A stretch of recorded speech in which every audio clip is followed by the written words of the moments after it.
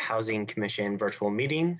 We're authorized to hold this virtual meeting based on the electronic meetings policy that was adopted by this commission at the September 2022 meeting. Before we begin, I'd like to cover a few specifics to orient everyone to our virtual environment.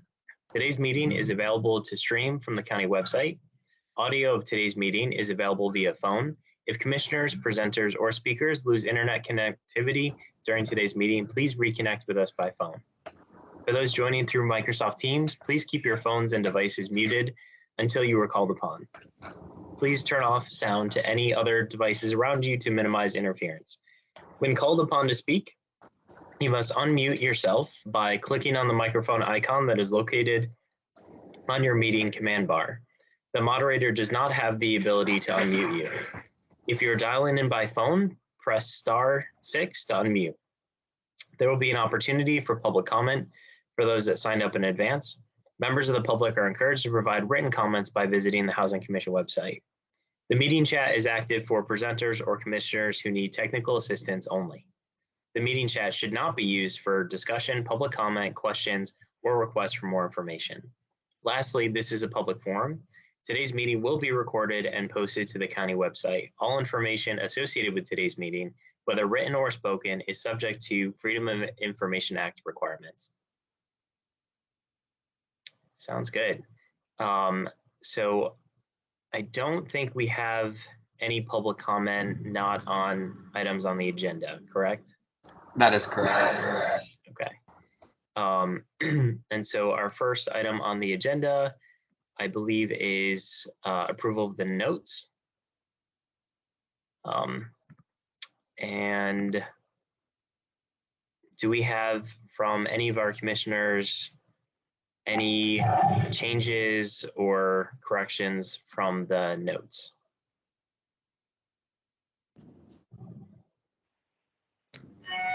This is Laura. I'm sorry, can you repeat that, Laura? I didn't hear what you said. Oh, sure. Just said there were no edits or changes that I noticed when I read it. Okay.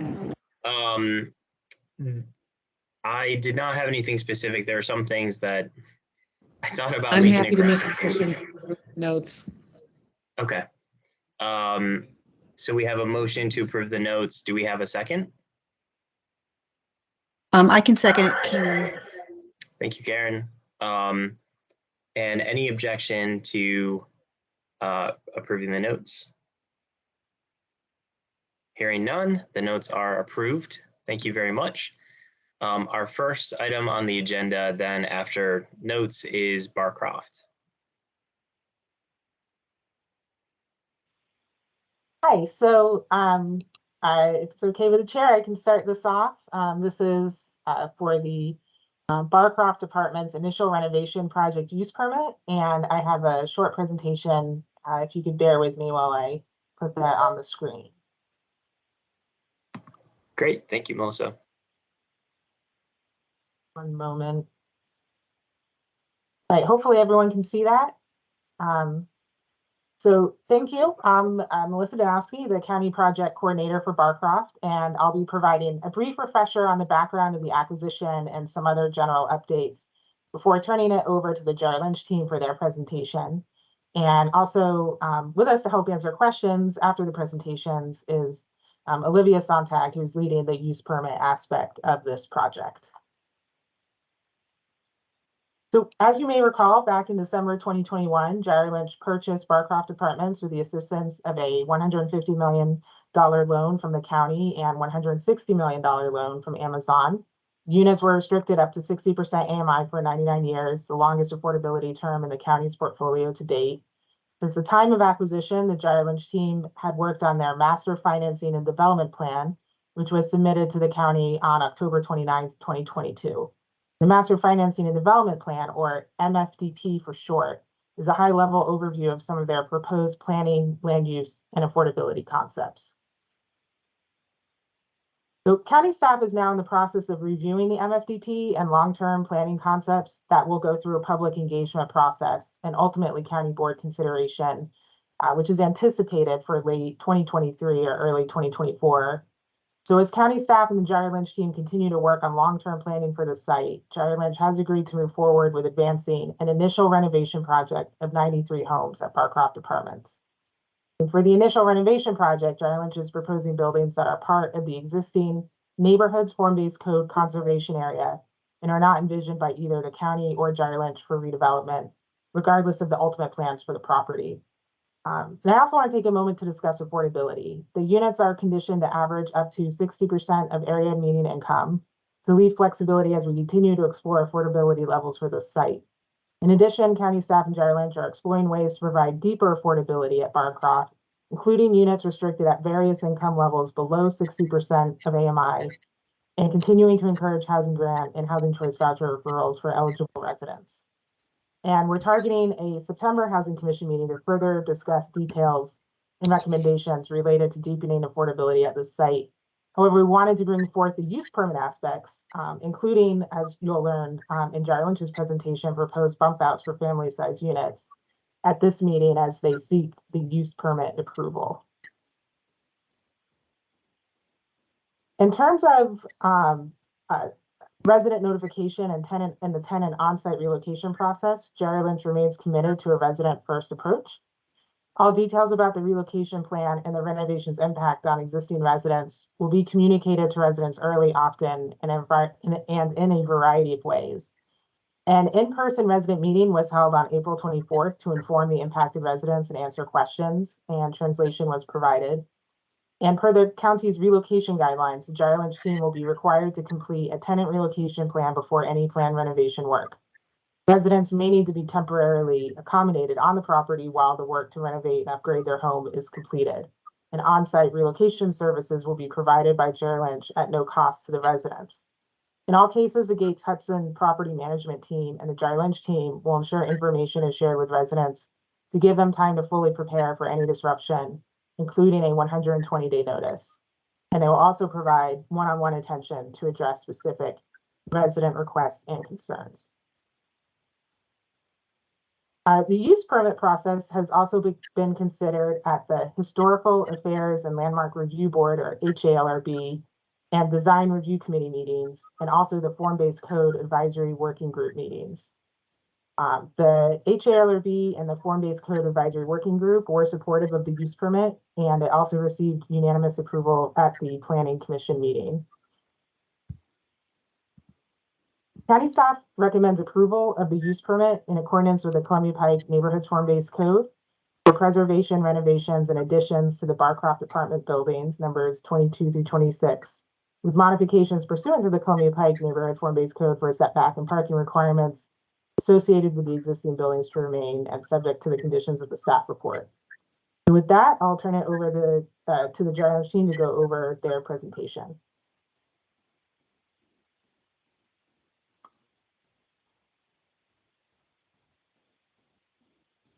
Great, thank you. Thank you, Melissa. I think my camera just died on me.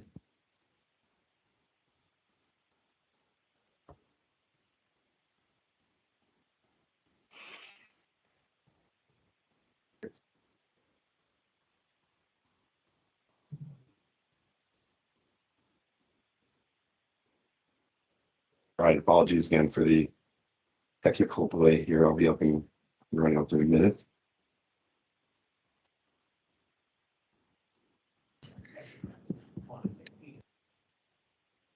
Okay. As Melissa mentioned, love to share with you today our overview of our use permit and really this first renovation phase as Melissa described.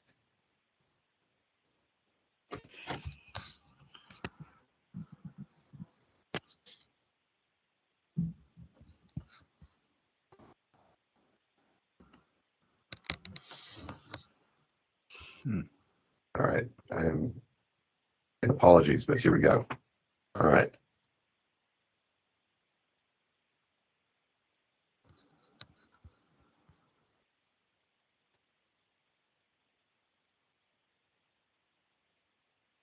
Kind of the beginning of this deal. I know we've met with you in the past on the acquisition and our goals with the MFDP, and now wanted to come, before you talk about our first application, our first renovation.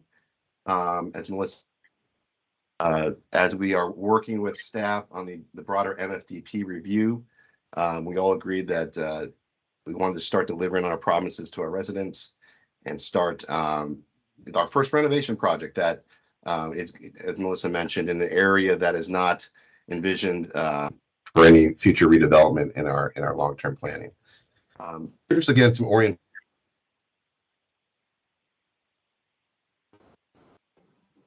codes that overlay here. And you can see the majority of the site is in the neighborhood form. David, sorry, you cut out a little bit. If you could repeat, I think the start of that last sentence.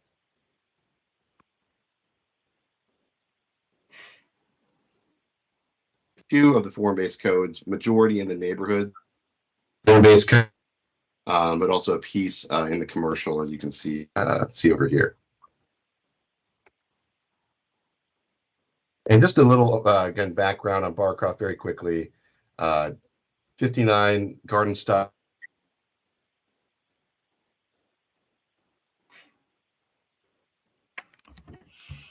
Up here, as Melissa mentioned, we spent a lot of time with the HLRB going through this, and with, of course, with Arlington County staff. Plan for the neighborhoods form-based code, where a lot of the project is located. The yellow project that is this first use permit is here, as you can see, located off of George Mason Drive and South 4 Mile Run. Is anyone else, or is everyone else experiencing the David cutting out?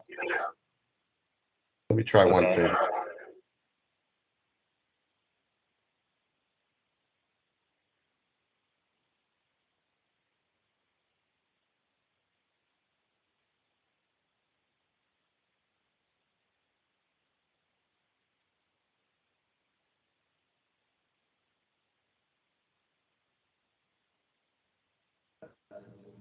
Can everyone hear this me? is Laura. I can't hear now. Yes. Okay, am I back? Again, apologies. Can everyone hear me now? I think so. Okay, well, yeah, please stop me. I'll switch back. I'll just be on my laptop only if this continues. And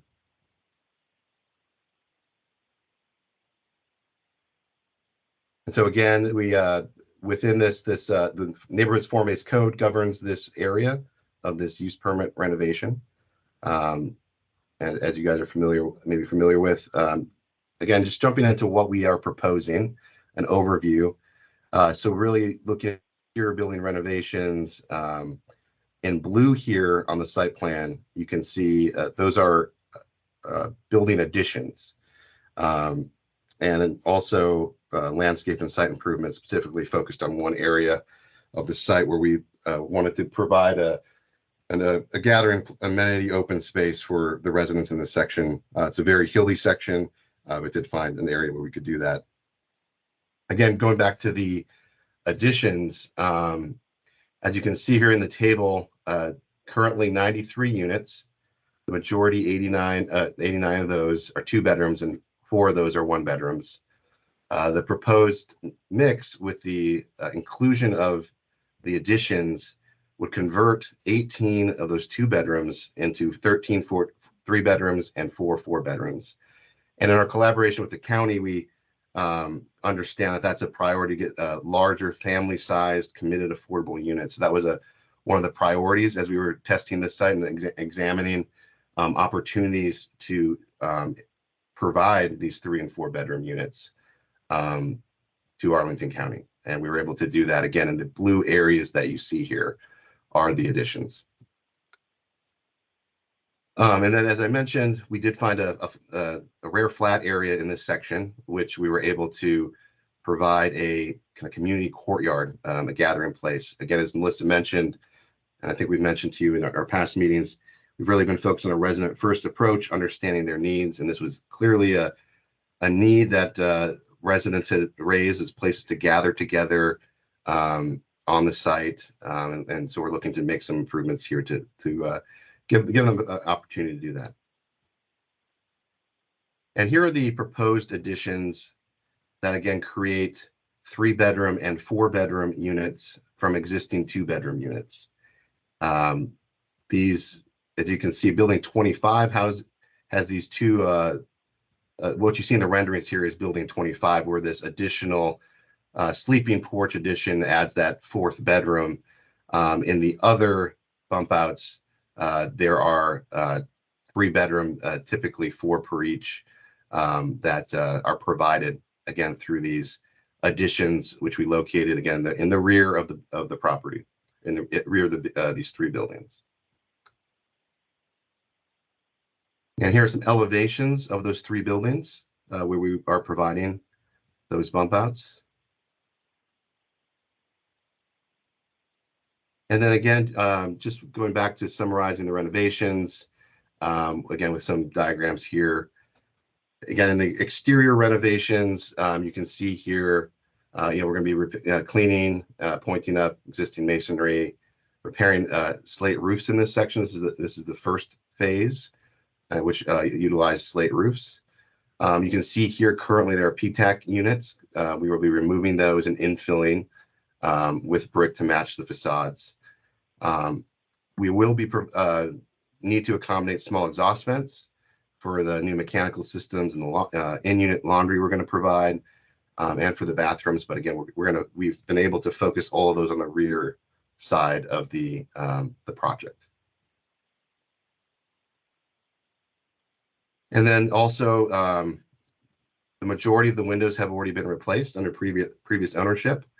We will be replacing the remaining, these are basement windows that we will be replacing to match the existing replaced windows. We're also going to do other updates that are in line with the original character. And there were also, one of our discussions with the HLRB was Virginia housing design requirements we're balancing, because this will be a financed through them. 2 requirements of covering existing wood trim with vinyl or aluminum cladding, and then also adding canopies as a requirement. And those are both ones we're going to ask for waivers for, because we think given the historic nature of this project, they have granted waivers in the past for those 2 items. Again, here are those 2 Virginia housing minimum design requirements that we can work through with the HLRB. We have proposals for canopies in case the waiver is not successful, but again, we will be pursuing those. And I think that is something that's appropriate for this project. And again, here's kind of the overview of again, we're, as Melissa mentioned, looking to go to the board in a week to approve our 4.1.2 use permit, again, to allow the building renovations, the additions, and the landscaped renovations. And I won't attempt to get into some of the legal here, but you can kind of see there are some modifications that we're requesting, but happy to dig into those if we want to. But that's an overview. And again, as Melissa said, we just wanted to give you that update, and then more importantly, just be available to take questions.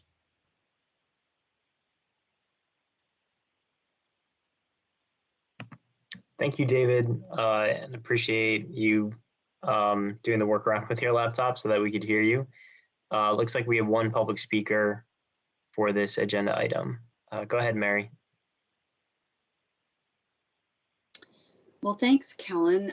I really do appreciate the opportunity to come and comment on this first phase of Barcroft's redevelopment tonight. As Kellen said, my name is Mary Hines, and I'm testifying tonight on behalf of the Arlington Community Foundation.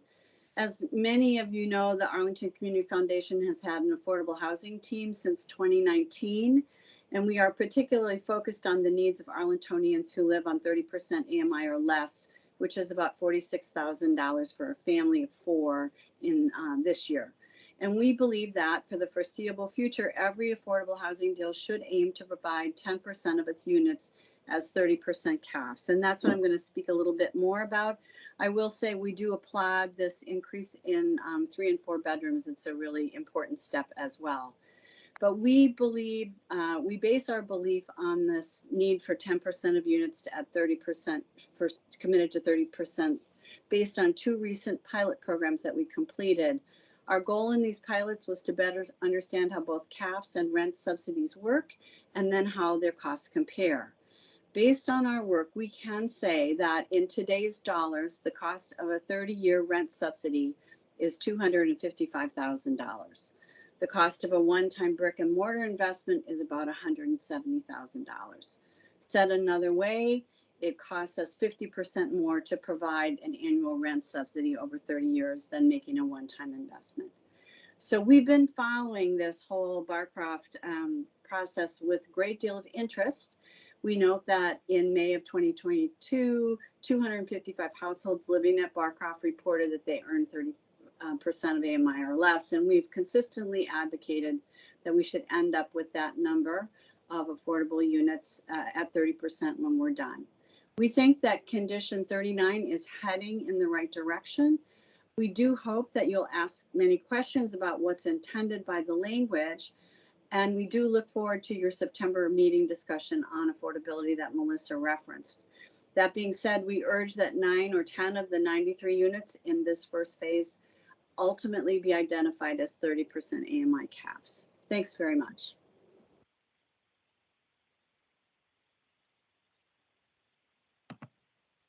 Thank you, Mary. Appreciate your public comment.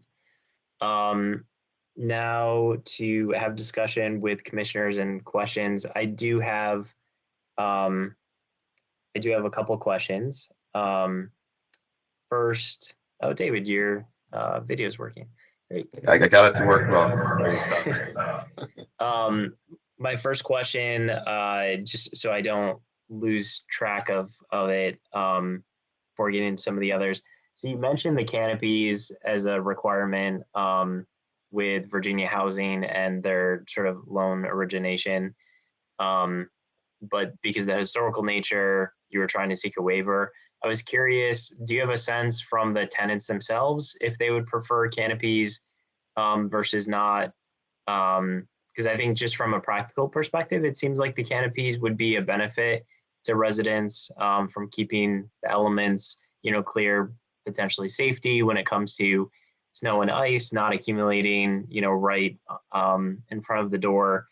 So definitely understand the historical nature of the site.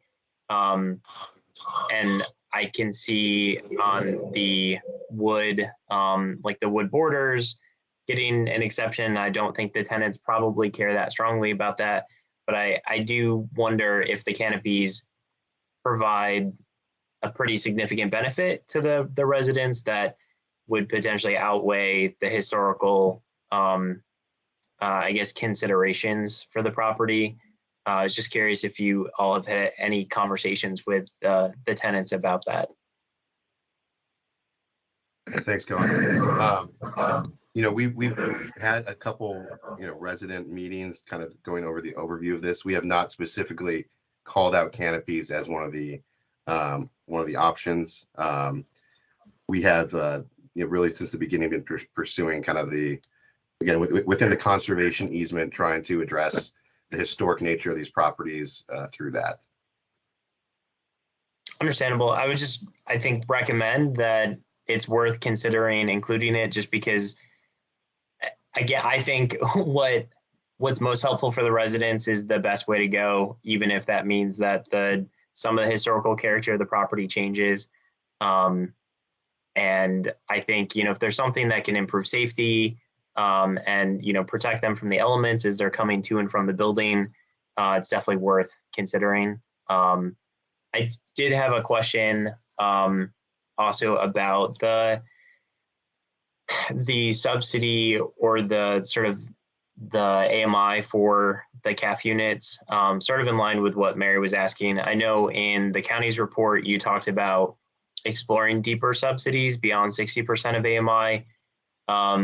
At what point will those decisions be made? And do you have any sense of for these particular units, is doing a 30% of AMI or something in between 30 and 60 under consideration. Yes, thank you. I can take that question. So we do hope to come back to the Housing Commission in September to discuss the strategy and recommendations for the affordability levels at Barcroft. It is something that we are exploring, and I'm actually excited to come back in September to discuss it more fully. And so, Melissa, that's not something that this use permit specifies. So that's sort of a separate question that gets answered later than what the use permit approval process.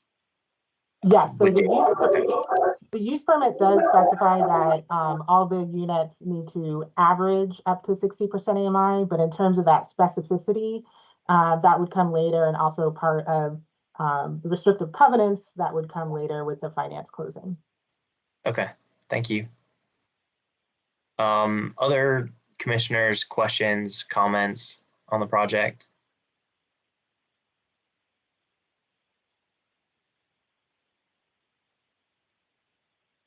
Hi, Colin, I have a question. Yep, sorry, I'm not sure who's speaking. Oh, this is Elizabeth. Oh, okay, go ahead, Elizabeth. Hi, I had a question about the courtyard. This is my first time seeing these plans. So I was just wondering, how big is the courtyard, and what type of activities are planned for that? Is there a little playground? Are there grills where people can get together and have family activities, things like that? Yes, and I can reshare this to maybe zoom in a little bit so you can see a little bit of the proposed layout. But yes, really the character of this space will be picnic tables, grills, kind of a gathering place. I think we've shown maybe about 4 or 5 picnic tables here. Again, I think this is something where this is the first phase. Obviously at Barcroft, there's a lot of opportunities especially in the flatter areas, to do more things. And that is part of our broader study, is looking at, adding playgrounds throughout, adding these picnic areas. So here again, you can see a proposed layout of, a couple picnic areas, some grills, tables.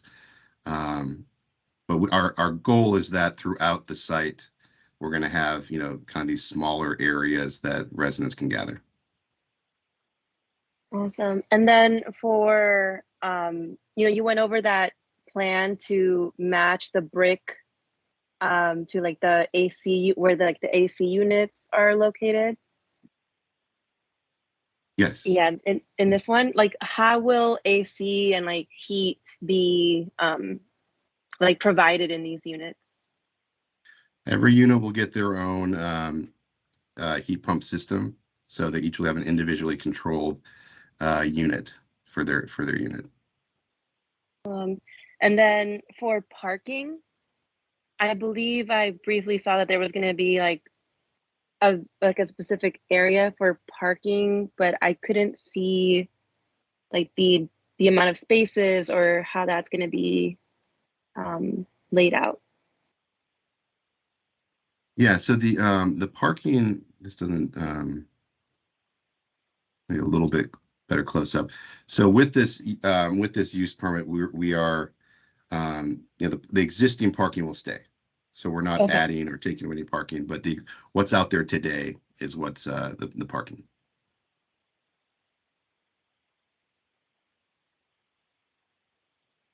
Thank you.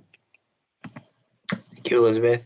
I had a question about the square footage for the different bedroom sizes. Do you have that information handy for what is the square footage for the 4-bedroom versus 3 versus 2 versus 1? Yes. Yep. Just give me one minute here. I can pull it up. So the existing 1-bedrooms are about average of 650 square feet. The 2 bedrooms are 770. And then the 3 bedrooms would be an average of 985, and the 4 bedrooms would be about a little over 1100. Okay. Thank you. And definitely do appreciate the addition of the 4-bedroom units as well as the 3-bedroom units.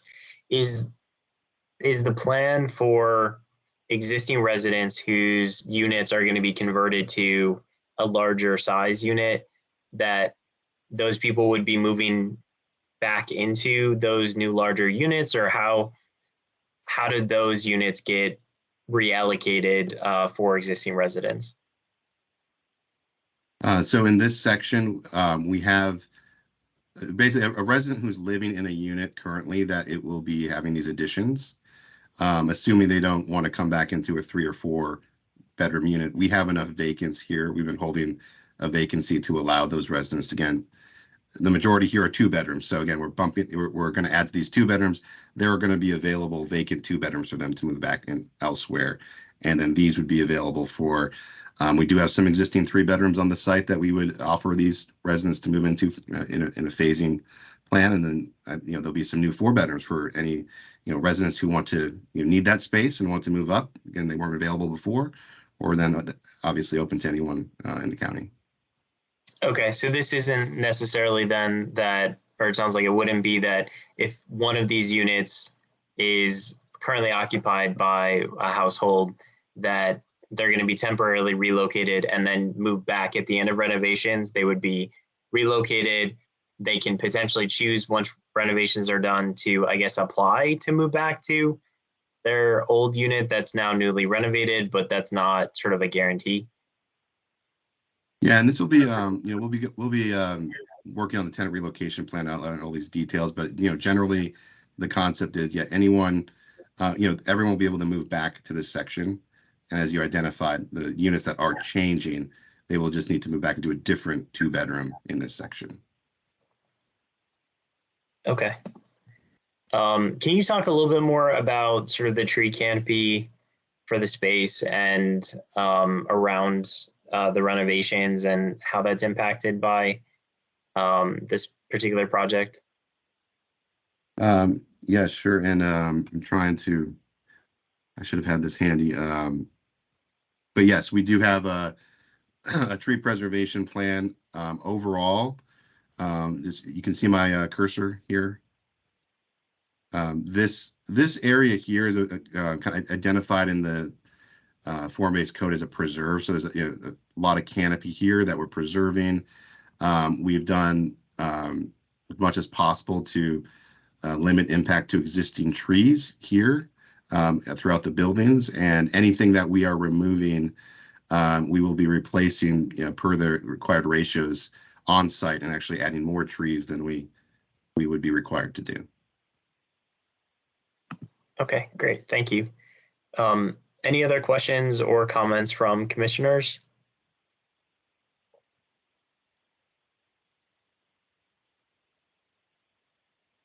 Okay, hearing none. Thank you very much for this presentation. Again, really appreciate the fact that you're working with the county to add additional bedroom sizes, as part of this renovation, and definitely looking forward to the discussion in September about some deeper affordability provisions for the site and what that could look like, because I know that's something that is desperately needed within Arlington County and our CAF portfolio. Thank you. Chairman Beck, just one question. This was listed as an action item. I'm not sure if the Housing Commission wants to take a motion on the use permit recommendation, which was the staff recommendation is to approve the subject use permit. Leave that up to you. Yep, that is. Thank you for that reminder. Do I have a motion to approve or to recommend approval of the use permit request? I make a motion. This is Karen Surface. Thank you, Karen. Do I have a second? I'll second. This is Haley. Thanks, Haley. Let's do roll call. let's start with Commissioner Blake, Yes. Commissioner Brown. He's absent tonight.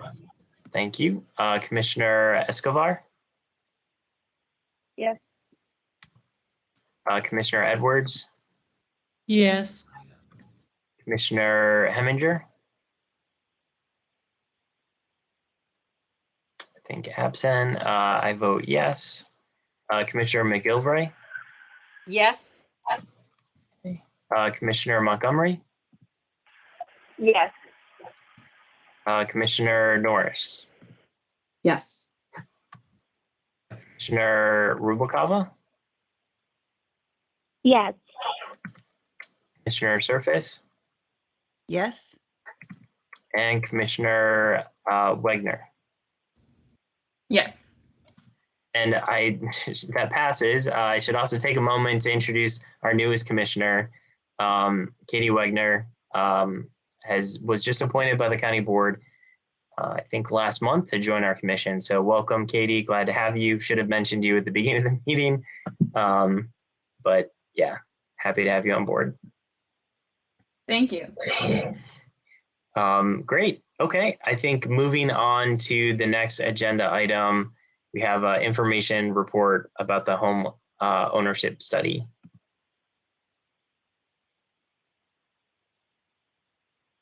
Great. Thanks, Kellen. And I think Karen was going to kick off the conversation since she is the leader of our homeownership subcommittee. Yes, thank you so much. So I just want to remind a couple of you, and also some of you that are new to the commission, just quickly what the purpose of the homeownership study is. Again, it's to provide input to the Housing Commission and staff on the direction of the county's homeownership program.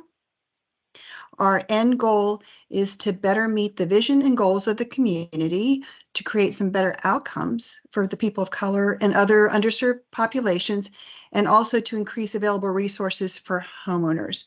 So the subcommittee, myself, Mike Heminger, who we're both on the Housing Commission, but we have three others who are public. We have Nicole Merlene, we have Richard Donahoe, and Mike Spots. So we have all been part of the meetings. We have been giving our input and feedback. And so we are really excited that we are now in the public engagement part of this study. So yes, Caitlin, please take over. Thanks, Karen. So yeah, I'm just gonna provide a quick update about where we are with the homeownership study, how we got here and where we're going. Again, my name's Caitlin Jones. I'm a planner in the Arlington County Housing Division. And I've been working with a group of staff from the Housing Division and our communications team to spearhead this first ever Arlington County homeownership study, where we're, as Karen mentioned, really trying to improve what we're currently offering as it relates to homeownership support. So we kicked off the study in summer of 2022. And again, we're looking to see how we can improve our homeownership program offerings. But the ultimate goal of the study is to develop recommendations that either recommend improvements to what we're currently doing or distinguishes new program ideas to better meet the vision and goals of the community, and creates better homeownership outcomes for people of color and underserved populations, as well as increases available resources for existing homeowners. So this is just a quick snapshot of each of the phases of the homeownership study and where we currently are in the process. So as Karen mentioned, we're in our community engagement phase, where we're hoping to create a clear vision and goals for our homeownership programs. But as far as recapping what we did in phase one, we kicked off with where we looked at existing data on homeownership trends. This included looking at mortgage financing trends, purchase barriers, housing cost burden of existing owners, and other data. The report was released in October of 2022, and it's an analysis of it's called the Analysis of Home Ownership Housing and Barriers to Home Ownership in Arlington County. I've linked them in this PowerPoint, and I know that the slides will be sent around in it after the meeting. So if you do get a chance, I would highly recommend looking at that. There's got a lot of great data in there. We also focused on analyzing our current program's performance and just the history of who's participated, the demographics of those who are participating, and how we've been doing with what we're currently offering. This report was released in February of 2023.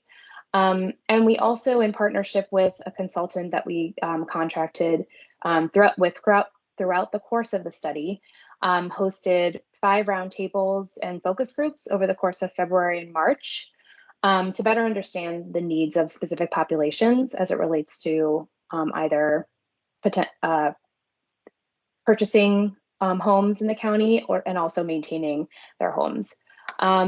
There were no more than 10 participants in each roundtable or focus group, so we really wanted to create an intimate environment for folks to kind of discuss the barriers that they face and some of their personal issues.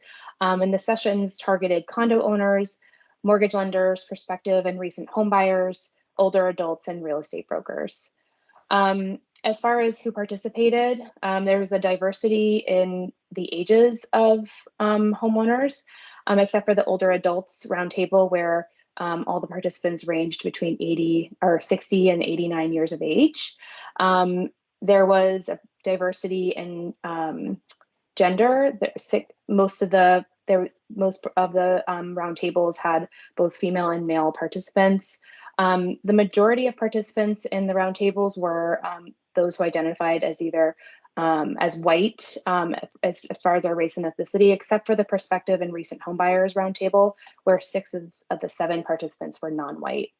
A summary report that details the major trends that were derived through these roundtables was released in May of this year. And just the trends that we identified through this work helped to sort of narrow the focus of the homeownership study and has sort of guided us as we move into this broader community engagement phase. So this is just a quick snapshot of, as we move into phase 2, where we are in the community engagement or sort of our outreach period. And where we are now is we're beginning to consult the community on developing vision and goals for the county's homeownership programs.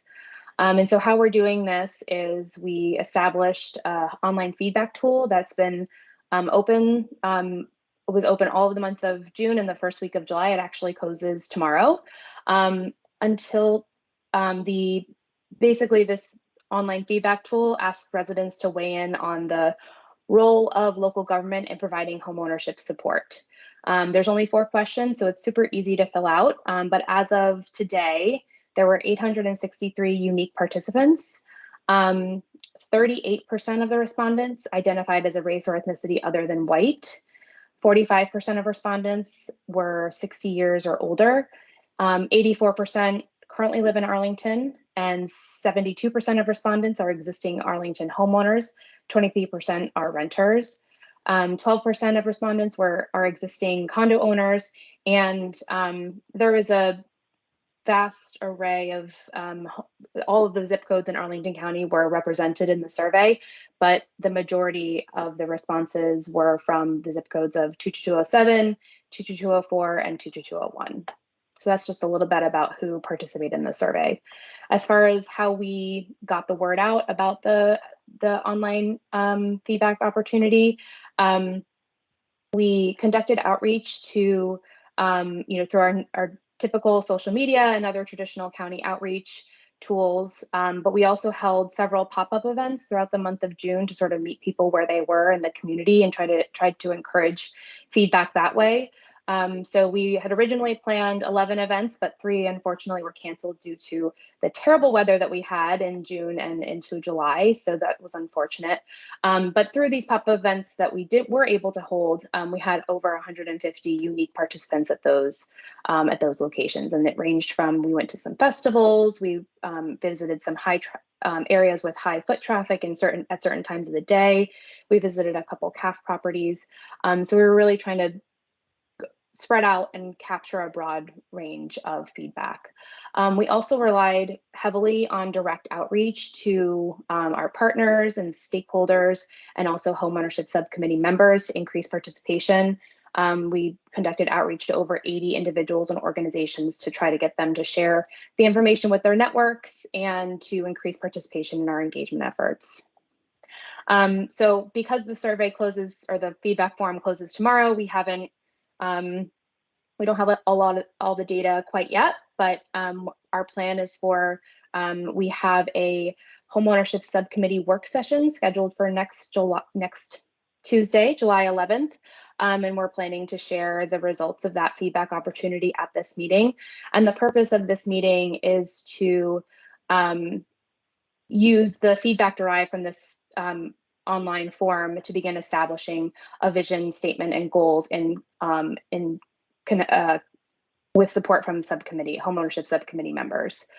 So that, again, that meeting is taking place next Tuesday at the Lubber Run Community Center. And we're hoping that we'll have some good participation from our subcommittee members, and that we'll be able to start really focusing in on creating a vision statement and goals for the homeownership programs. As far as the next meeting, we have a community workshop scheduled for July 22nd at Walter Reed Community Center.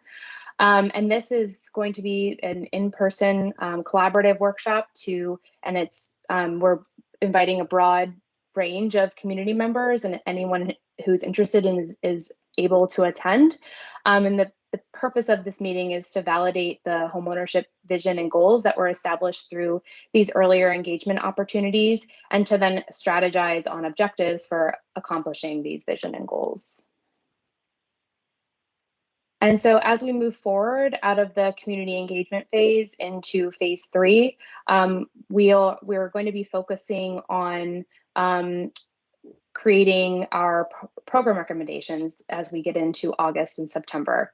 And the purpose, the recommendations that we are looking at, and we're working in collaboration with our consultant HRNA to start think through these recommendations, but we wanted them to take into consideration the following things. So we want to make sure that we're looking at how the program's recommendations can be targeted to certain underrepresented groups, what the return on investment and financial feasibility of the proposed program modifications and new programs could be, what are the resources needed to implement the proposed program modifications and new programs, are there any funding opportunities that are available to support the recommendations, and how do we prioritize what we're recommending? And then we're hoping to supplement these recommendations with case studies to provide examples for how the recommendations can be implemented moving forward. So moving into the fall of this year, once the draft program recommendations are available, county staff is planning to further engage community stakeholders and partners to ensure that there's awareness of where we are with the study, as well as engagement outcomes and the intended program recommendations.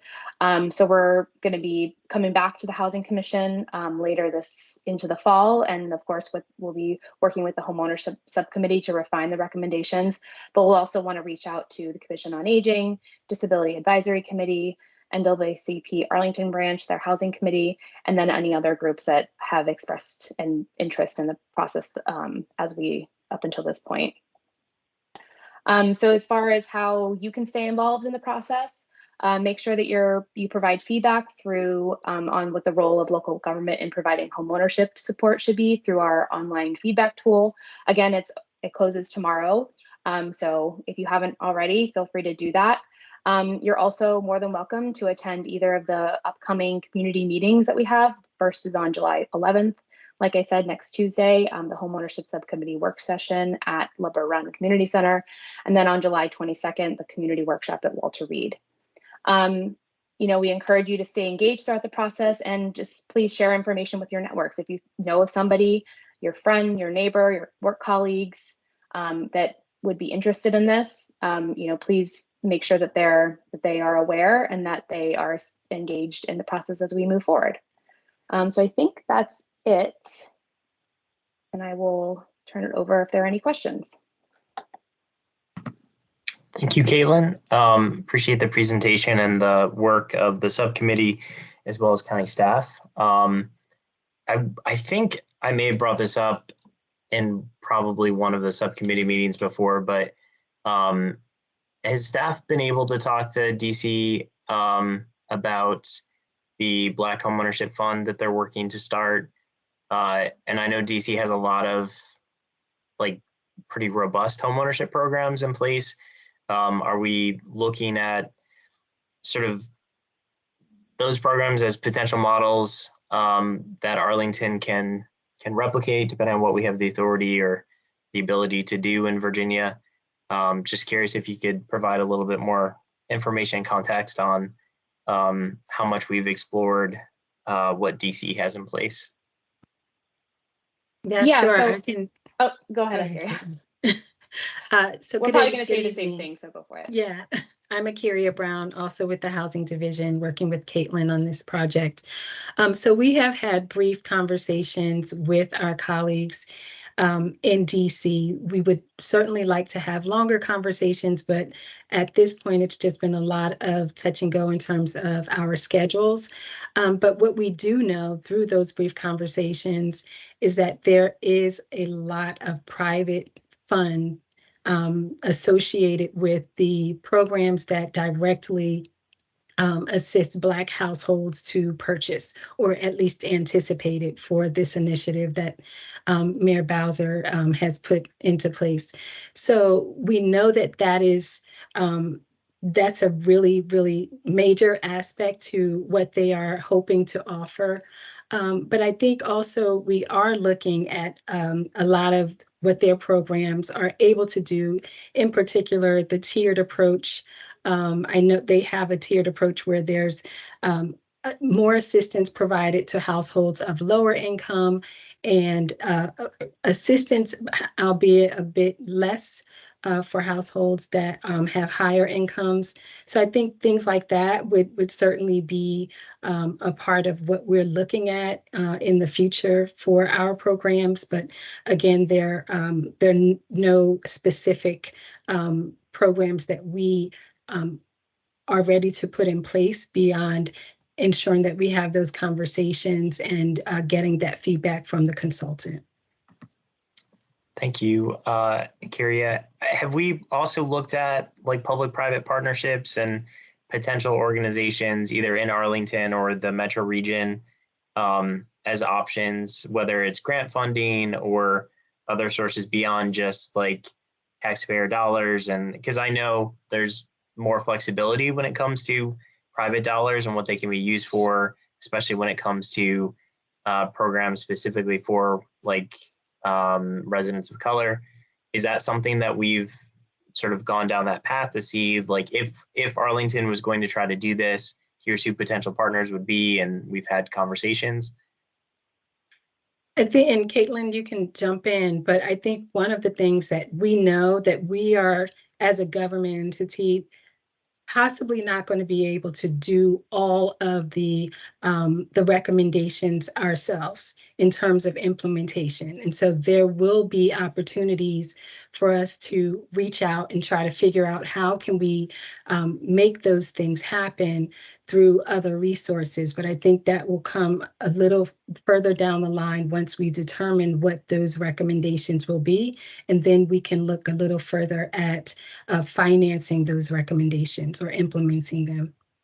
Yeah, I think that's important to emphasize that through this process, we're really going to be looking for a menu of options that we can present as ways to improve what we're currently doing. There's going to be some implementation work that will be required after the recommendations are made to really hone in on how we can actually improve what we're doing or create new programs.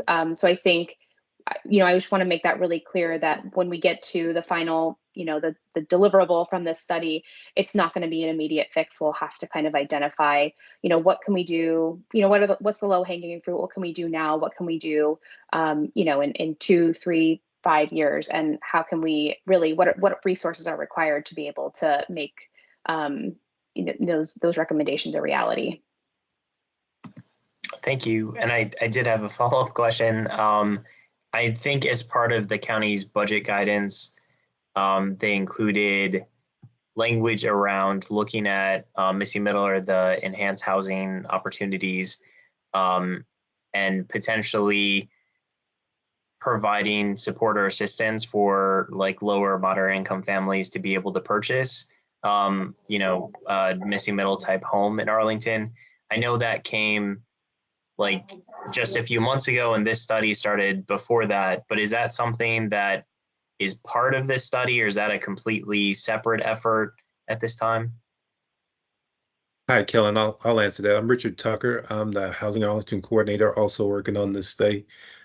Separate from the homeownership study will be a pilot affordable missing middle program that we will look to kick off in the beginning of next year. So we anticipate as this comes to a close at the end of the year, we'll be able to provide more information about that. That was the request from the board, I believe, at the March or May meeting that they're running together for me now. But a couple of months ago, the board requested that we come back to them and outline how such a program might get started. So we'll do that by the end of the year. Thank you, Richard. Other questions, feedback from commissioners?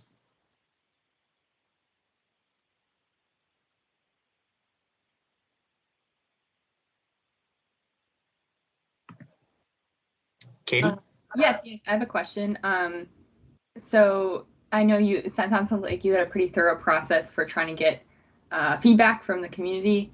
I was just wondering, in that process, especially with the survey, were you able to reach out to organizations of underrepresented populations to make sure that they were being heard in the survey? Yeah, so even before we released the survey, we created an outreach plan that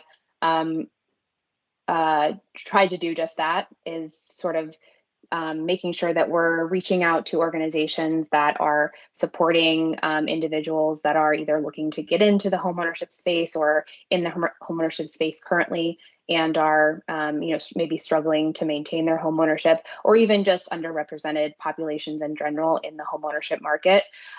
So we and that was definitely part of our outreach plan. It was a list of about 80 organizations that are active in Arlington specifically. Thank you. Thank you, Katie. Any other questions or feedback from members of the commission? Okay. Well, I want to thank the staff again, as well as Karen and the rest of the subcommittee for their hard work on this. This is incredibly important and something that I feel very strongly about. I think Arlington's existing programs are great, but they help very few people, and the need is thousands of people. And so we right now are not even coming close to meeting that. So I think taking a look at what tools can we offer to both give people a pathway to homeownership as well as keep people who already have homes secure in their homes is incredibly important, and I really look forward to seeing what comes out of this. So thank you all again for that. Thank you. Thank you. Have a good night. Thank you. So next we have an information presentation about the housing choice voucher waitlist being opened, a rare occurrence in Arlington and pretty much everywhere else in the country.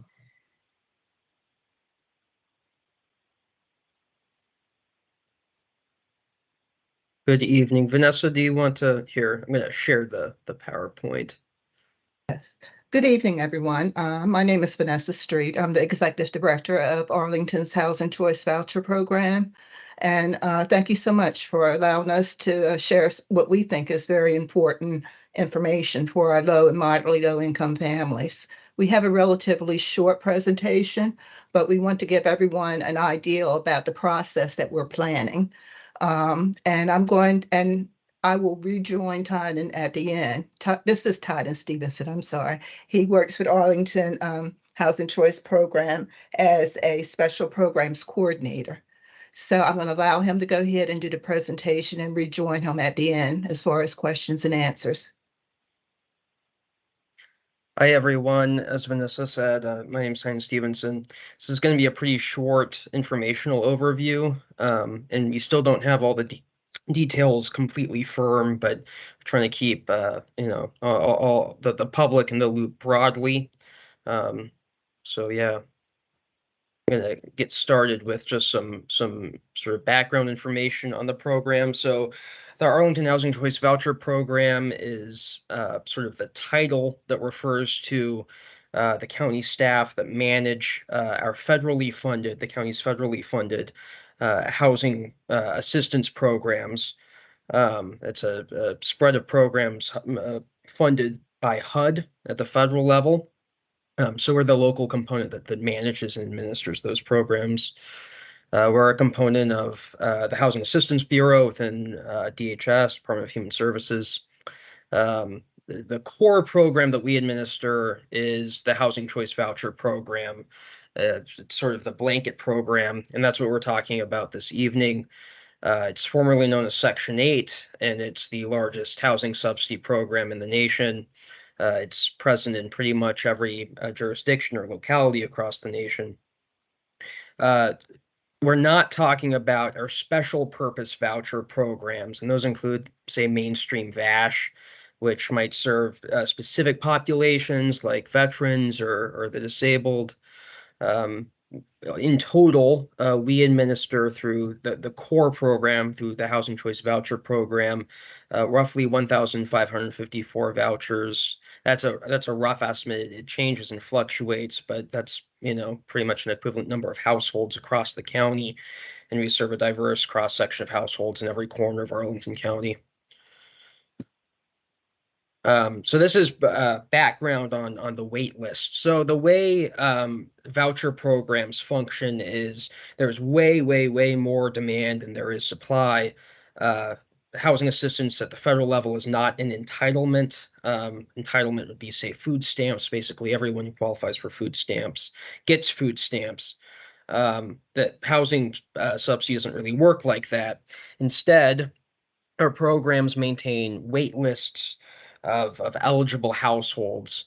And then as new vouchers become available, the existing folks, the households on the existing wait list are moved up and provided their voucher, which represents that recurring assistance, that housing subsidy. So it's required by HUD. There's no way around it. We have to maintain a wait list. It's how the program is structured at the federal level.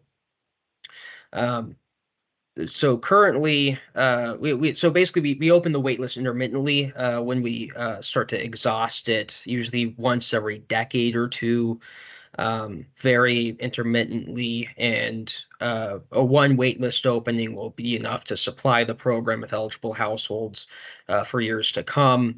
We've so as you can see on the slide, the last time the standard HCV program waitlist was opened was in 2012. Since that time, we've nearly depleted our program waitlist, which means that all the folks who got on that waitlist at the time that basically have either been served or were deemed to no longer qualify for assistance by the time they arrived at the top and were eligible through death or growth of income, etc. Thus, it's time to replenish it. If we don't, we will be out of compliance federally, and we won't have new households to provide the assistance that were supplied by the federal government. Recently, in 2021, we successfully opened our new mainstream voucher program waitlist for the new mainstream voucher program, which is also a HUD-funded housing subsidy program. It functions very similarly to the standard HCV program, but that's targeted specifically at the disabled.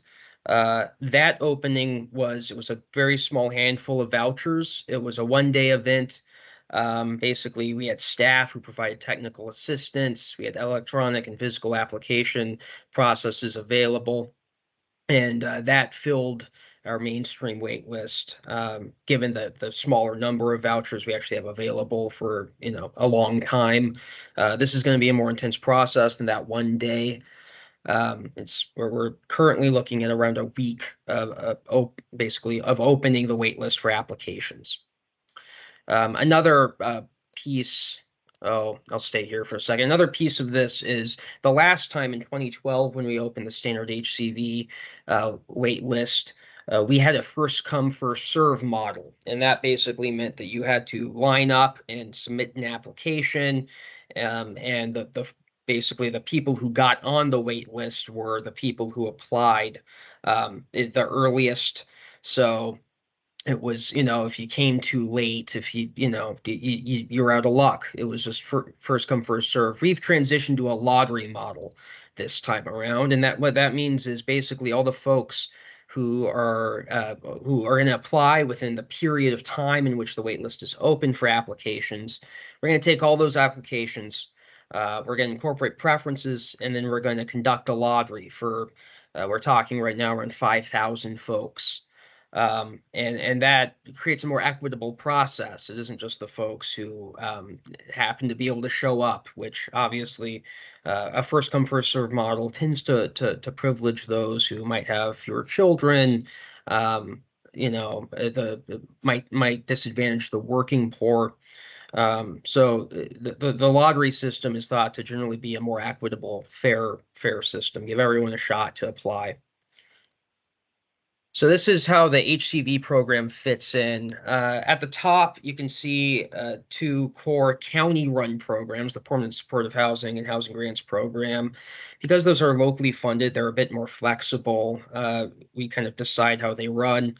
The HCV program is federally regulated, so there's specific federal regulations that we have to comply with. It's not funded with county dollars. Certain aspects of administration are, but the actual assistance isn't at all.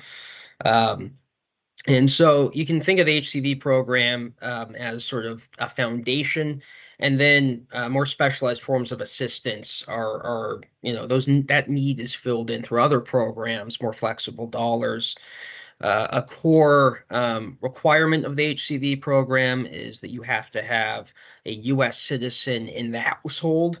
It's because it's federal money, we can't control that. But housing grants and other county-run programs are a lot more flexible and that sort of thing. But I just kind of wanted to give the commission, the public, a sense of where this fits in. We do our best to sort of support it through these other county and special purpose voucher programs. So this is a slide I threw in really last minute, but I realized going through it'd probably be a good idea to give everyone a sense of who qualifies for the program. Income eligibility for the Housing Choice Voucher Program is determined every year by HUD. So this is the current limits.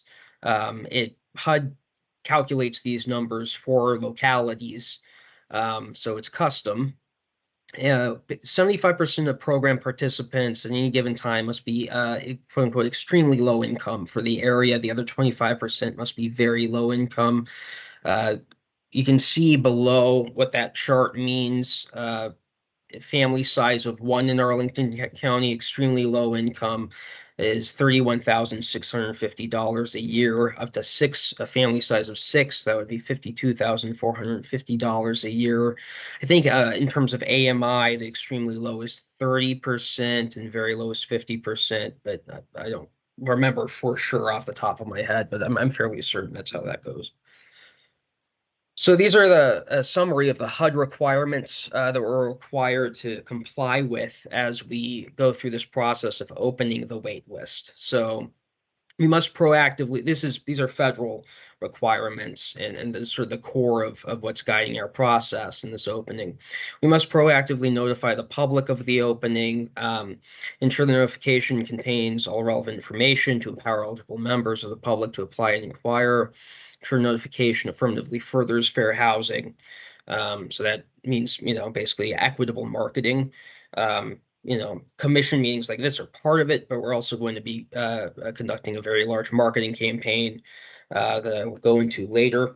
We must conduct affirmative outreach and marketing, ensure an equitable process. We must ensure equitable distribution of marketing, outreach, and TA across geography and communities. That's not targeting, outreach to specific, neighborhoods to try to skew. It's, you have to make it as open as possible.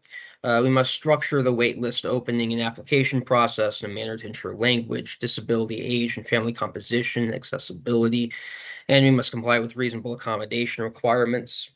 Part of how we are going about trying to make this as accessible as possible is the actual application system is going to be online. So during the opening period, anyone can apply if they have internet access, a device that can access the internet.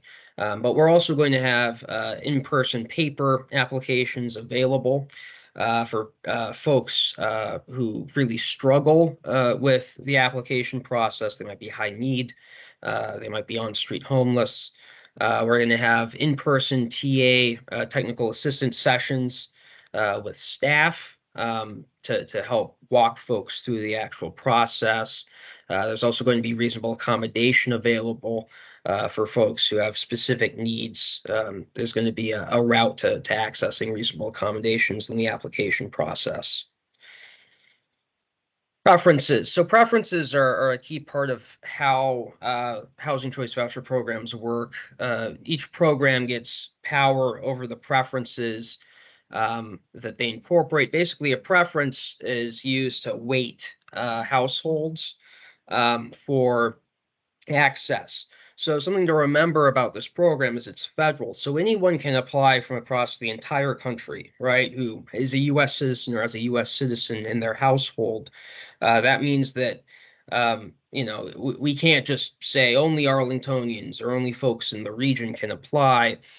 So instead, how we try to make up for that, ensure that the local folks have a shot at assistance is through preferences. So 5 preferences used in weighting the lottery. So once again, when folks submit their application, it goes into a lottery at the end of that application period, and that's how we actually cultivate that wait list.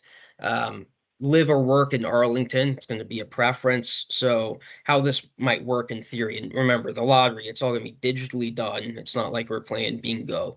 But how this works in theory is if you meet these preferences, it'd be like getting 2 applications, 3 applications, that sort of thing.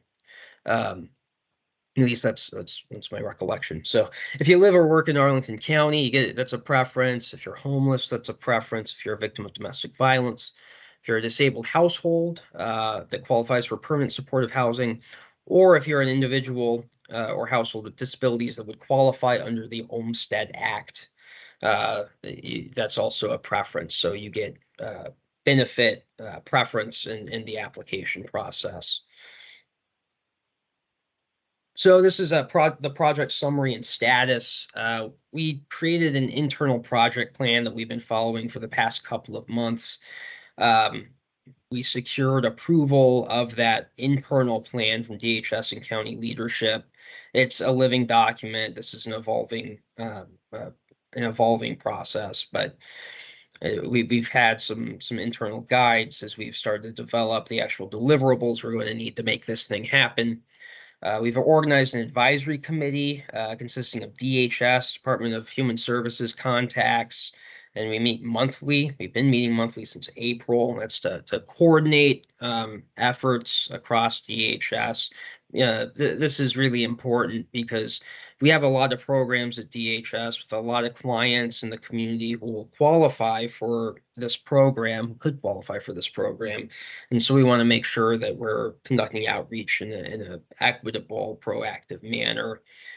This is also key in us organizing facilities when this actually happens. We're hoping for early fall to make sure that we have a site for staff provided TA, for example, and as well as routes for accessing reasonable accommodations. So we've created a marketing plan and we've secured contacts at county facilities for flyer distribution. So this is a key piece of marketing. The marketing plan which we've developed in coordination with our advisory committee, seeks to ensure equitable outreach, right? Just like HUD's, requires. So this targets local businesses like Starbucks and laundromats, affordable housing providers, service providers and nonprofits, community facilities, nursing homes and rehabilitation facilities, and specifically the organizations that manage those facilities. So it's a large spreadsheet with contact information that we've tracked down, as well as faith communities. I forgot to put that on. DHS is a massive standing faith organization spreadsheet that we're going by. And basically, this is going to allow us to blast outreach out to the community with flyers for distribution, press release that's going to go out through the county when we're ready to announce final dates, and when we have a website up. That's going to go out to around 1,500 media providers across the region, and we're also going to include that when we're coordinating outreach with nonprofits and service providers. There's going to be information up in the schools through Arlington Public School social work, basically flyers on information boards throughout county facilities, libraries as well, that sort of thing. We've drafted a marketing flyer. We're finalizing it currently in coordination with our advisory committee. We've also created an application tutorial. It's a video that walks folks through and walks service providers through how to actually submit an application through our online portal. And we've also created a large frequently asked questions document that is more intended to be sort of this for the public, walk folks through what the program is, what the wait list is, how the lottery works, that sort of thing. We're currently organizing a lived experience working session. That's going to be with current and former program participants. A goal of that is going to be to have folks fill out an application and try to see what points of difficulty there might be that we might want to develop more guidance around. We're trying to make this as accessible a process as possible. We're currently developing a draft web page and press release. The press release will go out probably in a few weeks, around 3 weeks before the actual opening. And then we'll probably follow it up with the second press release as well, shortly before the opening of the application period. Remember that basically as many people who want to apply and qualify to apply will be able to apply. There's no limit on the number of applications. So it's just about trying to get as many people to apply as possible. We're planning for the opening to occur, like I said, in early fall, probably about a week's time to give people as much of a chance to apply as possible. We'll likely plan it around a weekend. And another big goal of ours is to have a TA provided by county staff at a county facility, hopefully on a weekend day to give folks a chance who work a chance to come in if they work during the week, as well as hopefully a second session. But another big piece of this is we're going to be relying on our continuum of care partners who we've been meeting with and coordinating with, and nonprofit service providers to help their clients in person apply as well. Because we're limited as far as actual county staff capacity goes. So the goal is to retain around 5,000 applicants on the wait list. So once everyone submits their application and we process, all the preferences and everything, basically what comes out of that lottery is we're going to retain around 5,000 applicants on the actual wait list going forward. And that will be what we run on as a program until it's depleted and we circle back around in a decade or so and do this process again, unless the federal government radically changes how this program works. And with that, we have questions and comments. There's a couple other in this PowerPoint contact and resources, but questions and comments, and I think Vanessa and I are going to share responsibility here. So thank you so much for for the opportunity to present. Thank you for the comprehensive presentation. And I think, as I said, when I opened, it's exciting to see the wait list opening back up.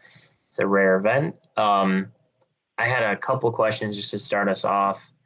When it comes to the outreach efforts, have you looked at doing, like, working with APS to like send flyers home in backpacks, especially for like elementary school students, and communicating through flyers to parents of APS students?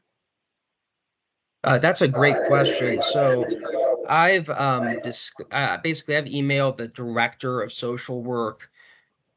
Thus far, my thinking was to trust the director of social work to distribute and to know how best to distribute. That said, that's definitely an idea I can throw out there to them, specifically call that out. I'm not familiar with how APS sort of runs that sort of community outreach, but I appreciate that comment, and I'll definitely make sure to include that in future outreach.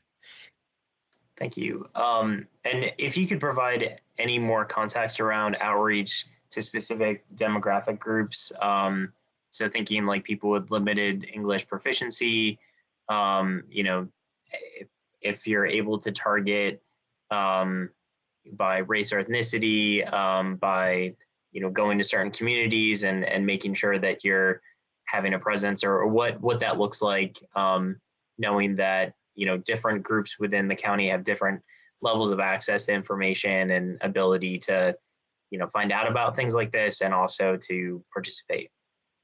Yeah, definitely. So that's been a key thing that we've looked at when developing our marketing plan. It's trying to be aggressively equitable. So DHS maintains a list of partners that work specifically on immigration.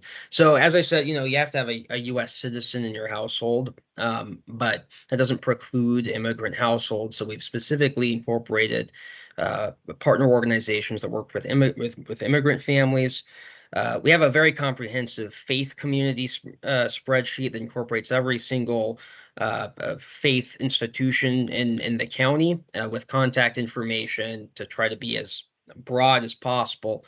And then also NAACP of Arlington is included, as well as specific organizations that work with domestic violence, victims of domestic violence, and basically disabled households, elderly households, and racial minority, ethnic minority communities, and migrant communities throughout the county.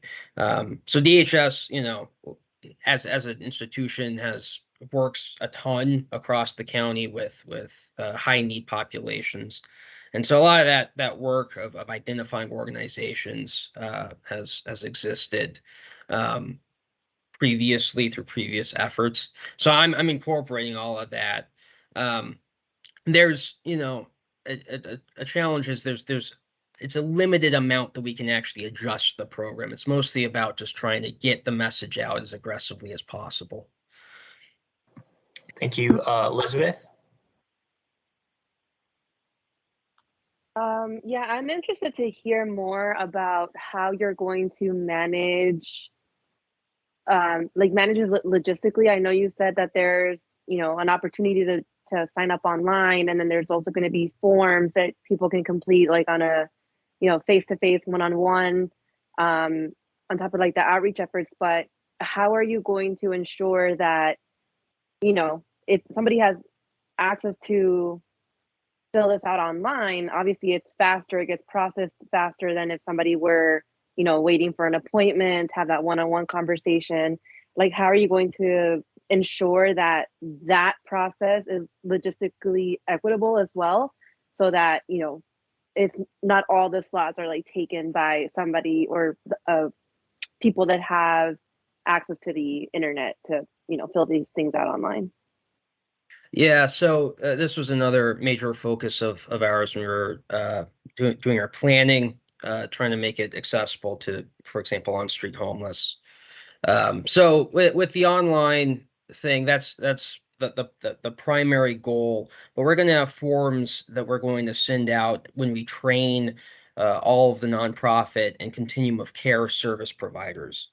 So that, continuum of care, which is run through DHS, manages the shelters, manages on-street homeless outreach organizations, or coordinates the efforts of all of the local nonprofits that serve the most high need on the street folks.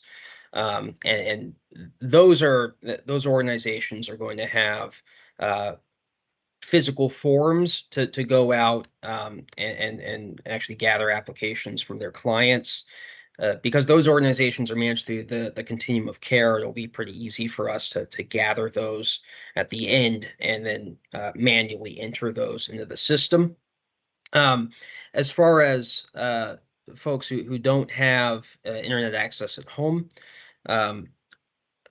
one major piece of that is we're working with the libraries and the community centers that have computer labs to ensure that that information is included in marketing and outreach. So folks know where they can go to access a computer if it's a matter of having limited access at home.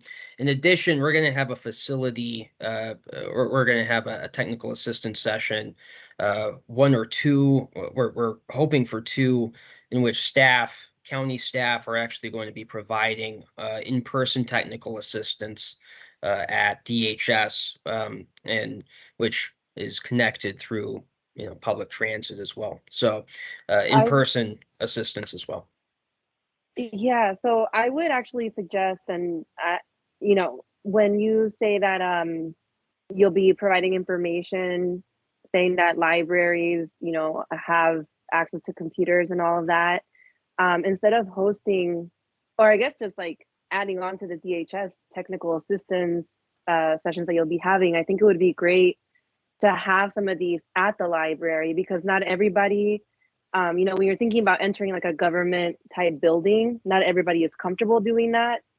So finding those, even like Arlington Mill Community Center or Walter Reed, things like that, where it's more approachable and people feel a little bit more comfortable to go into those buildings, I think that would help in that outreach effort. Because tell somebody to go to DHS, you just think of, red tape, you think about if people are undocumented, or it's just, I don't know, from experience and my own family background, it's a little hostile of an environment where you don't really feel comfortable walking in there. So I would just, put that out there to find those local community centers and meeting spots where people feel comfortable to, speak about their situations and all of that. Yeah, no, I really appreciate that. It hasn't actually been finalized, so I think we'll really take that into consideration when you're looking at scheduling facilities for in-person technical assistance. I appreciate that feedback. Yes, let me just jump in for a little bit. Yeah. One thing in the broad stream of things is that, we do have some experience with doing online portals from what we did a couple years ago for the mainstream program. And, we have seen not only with our own experience, but with housing authorities across the country, who've been doing these online portals for years now. It's just new to Arlington. That, primarily a very, very large portion of the population in any community has the skill set to take advantage of the online portals. It's a smaller percent that we want to be very conscious of. We are translating, for example, our basic material into 5 different languages. And you had a very good point there. We're going to be working very closely with the community organizations that service the different minority populations to make sure that they are knowledgeable of the process so that they could help the people in the community and preparing for that. One of the basic reasons why we're not sharing a date with you right now is because we want to be very conscientious that we have taken care of all the details the best that we can, so that an extremely large portion of the population won't have accessibility, whether it's language, whether it's knowing how to work with the technology, whether it's disabilities, whatever it is that we have thought through those steps. But we welcome, another reasons we're here today, is that we always can get some new ideas to make sure that we are more thorough. And we appreciate that. Yeah. And we will take, Yeah, and just- Go ahead. Just to add on to that, like, I'm not saying that they wouldn't be, able to navigate that themselves, but I'm thinking, I mean, even again, I'll just put my own experience on there. When I have to mail something back or have to fill out a form, like, I know I postpone it so often. And so just thinking about making it like a group activity where people know that people are getting together to get these things filled out, and there's going to be assistance, like just making that path easier. I'm not saying, again, if you've had these like proven like anecdotes of like it's easy to navigate a portal, that I totally get that, but I'm just saying in terms of making it a little easier for people to have that path where they can find that information. I think that would be worthwhile to explore. Definitely. And implement. Yeah, so we hear your suggestion very clearly. We'll take that into consideration. Is DHS planning to, thank you, Elizabeth, is DHS planning to directly reach out to other people, like people who've already received assistance from DHS or the community of care providers? I think like Arlington Thrive providing emergency rental assistance, like we have a list of all the addresses of people who have received that assistance. Are we sending a letter directly to all those people who say like, hey, you needed emergency rental assistance? We wanted to let you know that we're going to be opening the wait list for the Housing Choice Voucher Program on such and such a date. Because there's, I would imagine, quite a bit of overlap among people that the county has already served through other programs when it comes to eligibility criteria for programs like the Housing Choice Voucher. Is that something that the county's thinking of, just directly reaching out either through phone or just mailing a notice that, hey, this is coming? That might be a capacity issue there, to send direct letters to everyone. What we're doing is we're reaching out to the individuals, the entities that actually are charged with running these programs, to make sure that to make sure they are very knowledgeable, that we train them on knowing exactly how to go through the process, and that they take this information into consideration with their clients in those programs and share the information with their clients. So I don't know that we will have the capacity to do individual letters to everyone, but we're going to have so much in the marketing plans as far as ensuring that, whether it would be on our website or the various marketing materials that tied in with them, that the word gets across. I mean, even now, anyone that's in this group, this is a preliminary details, so that you can, if we miss something during this discussion today, you can reach back to us and we can provide you with the information to share with your clients or the community organizations, or maybe there's one or two or a few places that we have not thought about, that we would reach out to. But that's a thought, though. I'm going to keep that in mind. I just don't know how we would have the capacity to send individual letters to everyone. Just to follow up.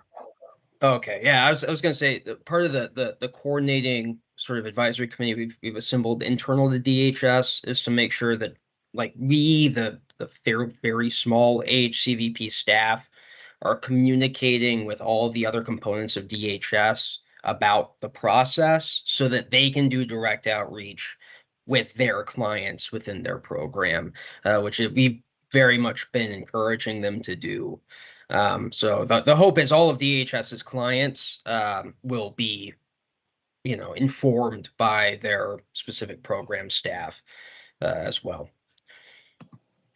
Appreciate that. I mean, also working with CPHD to see if they can send out letters to CAF residents. I think that's something, to expand the capacity of DHS, that could be something that CPHD could help with. Not to speak on behalf of CPHD staff, but I know that's something that they did during COVID, to reach out to, I think that was actually all renters in the county, about assistance being provided. But I know there's precedent for sending out direct letters and things to people, but at least those that are already in the system who've received help, especially if it's need-based assistance, I think that could be great if that's something Arlington could do. My other question is, for those who are unsuccessful in the lottery, which is going to be a lot of people, I think the estimates are we have at least 10,000 households that make 30% of AMI or less, and there's only going to be 5,000 slots available. So there's going to be a lot of people who are unsuccessful in the lottery. Are we either automatically assessing eligibility for things like housing grants, just saying like, hey, you weren't successful for the housing choice voucher, but you do meet the criteria because we collect, I would imagine, all the same information as housing choice vouchers for housing grants. And if you would like, we can give you a housing grant. It's not as as good as a housing choice voucher, but it's better than nothing. And if, in addition to that, are we also sort of going to be giving them, here's other programs that you could be eligible for, or things that could help you, you know, even though you weren't chosen for this, unfortunately? Yes, we did actually think through that detail. Once we select, and it may not be 5,000, maybe slightly less than that, but it's going to be around that number. But the people who don't make the lottery, and the letter telling them that they did not make the lottery, will include other resources. Sounds good. Yeah, and if there's any way, like I said, to like let them know, hey, we've already determined you're eligible for the following programs. You don't have to reapply. That would be. We can't quite do that because this is a preliminary application that we're accepting. So it's just self-declaring what their status is. So we can't say that they're technically eligible at that point. Once they really are pulled up from the waiting list, and we will start the formal eligibility process. Okay, so, okay. Yeah, every process, because of the structure of the federal requirements, every time we verify eligibility, it's a very in-depth process of a staff person sitting down and going through a federally required eligibility system. You know, so we'll have guidance, and I think in that follow-up letter we're going to say, hey, if your income is below, you know, here's the income requirements, then you should qualify, but we won't be able to guarantee that. Okay. Or if there's a way to, you know, even sync up the portal with the application process for housing grants or something, like just, you know, since you'll have their information anyways, even if that's something that happens after this goes live and after the lottery, when staff has a bit more time, but that could be helpful because obviously for low-income folks, the amount of time and effort they have to put in applying for many different programs just to meet basic needs is a huge burden on them. So anything that the county can do to reduce, you know, that time spent and energy spent sharing the same information over and over again to apply for different programs would certainly be helpful. That is definitely a good point. Any other questions or feedback from commissioners? Yes, I have a question. Will you be sending us, the commission, just the information once it's ready so that we can do outreach of our own? Yes, certainly. We will. Thank you. Any other questions or feedback? Okay, great. Well, this was just an information item, and definitely appreciate you both for being here and talking to us about the extensive planning that's already gone into preparing for the wait list to open back up for the housing voucher program. So thank you. Okay, thank you. Thank you. Great. So next, and I think last on our agenda, well, next on our agenda is legislative priorities. So for this, Alex, are you able to bring up a copy of the document that I had sent out? Okay, great. And just a note, I don't know if we send out a message to everyone, but the county board did approve our new charter. They made some additional changes beyond what we had changed and recommended to them. But it is official. Our name is officially the Housing Commission now instead of the Citizens Advisory Commission on Housing. So it's a little bit easier for everyone to say and remember. And consistent with what we actually call ourselves, which is great, among other changes to our charter. But I believe it's posted on our website. And Alex, if you could send out a copy to all the commissioners of the final one that was approved by the board, that would be helpful as well. Yep, I can do that. And it's also on the quick links section of the Housing Commission page on the right-hand side there. Great. Thank you, Alex.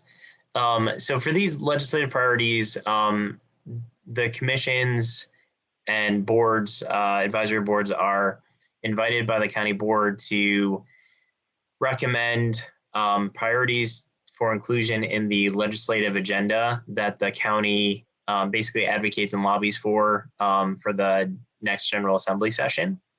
And as I put in the email to the commissioners yesterday, items 3 through, I think it's 3 through 7, maybe 5 of them. Yeah, 3 through 7 are actually, they've already been approved by the commission as part of the Serrano report, but that happened last fall. We usually do legislative priorities in the summer, so we did not officially present those as legislative priorities for consideration by the board for last General Assembly session.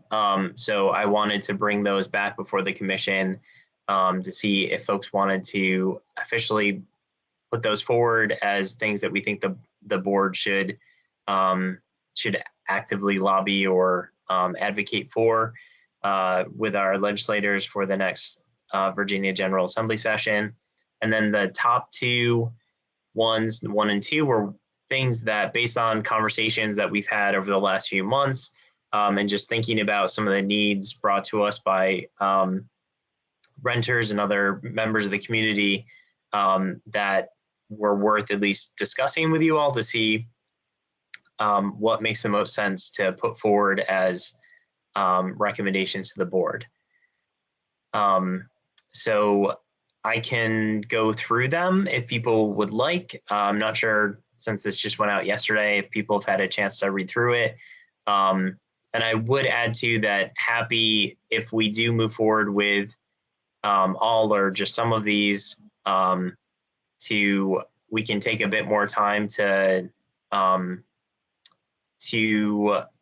work out the details as we do the writing for this. This isn't something that has to go to the board like next week. It's not for consideration for like July, but it would be good to get them sooner rather than later, because they're going to start coming up with their own legislative priorities in the fall, and we don't meet in August. So with that said, I guess I'll just quickly kind of run through. The first one, expand localities, and sorry, that should have been possessive. Negotiation authority with developers for site plan conditions to include habitability conditions and bedroom size for market rate units. So I think there's more that I would want to add here. I just haven't had a lot of time to dig into all of the different things that have come up or that we think would be helpful for counties and cities like Arlington and others to be able to include in negotiations with developers for site plans. I know we've heard from county staff when it comes to habitability conditions that they're not allowed to negotiate that. We've heard the same thing from county staff around bedroom size for market rate units, like when we've asked about are they able to request that developers do like more 3-bedroom units for market rate. And they apparently don't have that authority. They can only negotiate that for committed affordable units. But there's certain things that I think have come up in conversations with our commission that we'd like to see the county to have at least the ability to negotiate over for market rate buildings and units, and not just CAF. So that is kind of the impetus behind that first one. And like I said, I think there's more potentially to this to explore. Go ahead, Karen. I was a little bit confused by this. Is this for new construction or renovation projects, or both? I think it would be both. It would be anything that a site plan is required for. Okay, it's just a little bit confusing, I guess. I don't know, maybe- What aspect of it? Well, it's just so broad. I mean, but maybe it needs to be broad. Yeah, I mean, I think part of it is I don't want to get overly prescriptive, and then the board and the county like legislative liaison are gonna like decide what they want to do anyways with it. But I think in part it's we want to express a sentiment about what we think is important. Where we need to, we can get specific. On this one, I would like to get a little bit more specific and provide some examples. I just didn't have time to do that prior to this meeting. But I know I reached out to staff to see if we could have a meeting to talk about the authorities that they currently have during site plan negotiations and things that could be helpful. They weren't able to meet with us because I think they didn't want to be seen as influencing what the board was ultimately going to decide as far as a legislative priority. So I think this one would require some more digging to nail down the language that we'd want to use and also provide some examples of like why we care about this, why are we bringing this up in the first place for county board members who have not been sitting in our meetings and have not, heard about the questions that we asked staff to say, oh, why didn't you ask the developer to do X, Y, and Z? And they came back and said, oh, because we can't.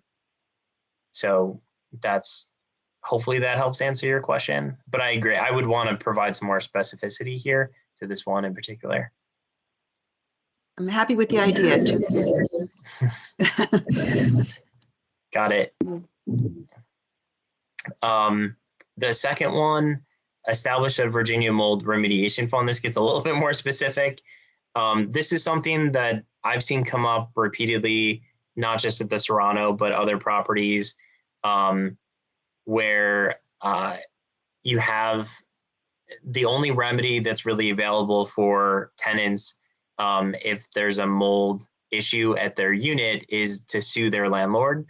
And we know that a lot of tenants don't feel comfortable, don't have the money, or don't have the time to go to court. So they end up living with mold because there's some bad actor landlords out there who don't care about keeping the units in quality condition.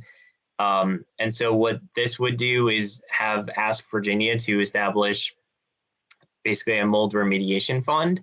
And the way that it would work is any Virginia resident could reach out to the state and say, hey, I would like mold testing. I think it's unsafe in my unit. And that would be provided for free by the state.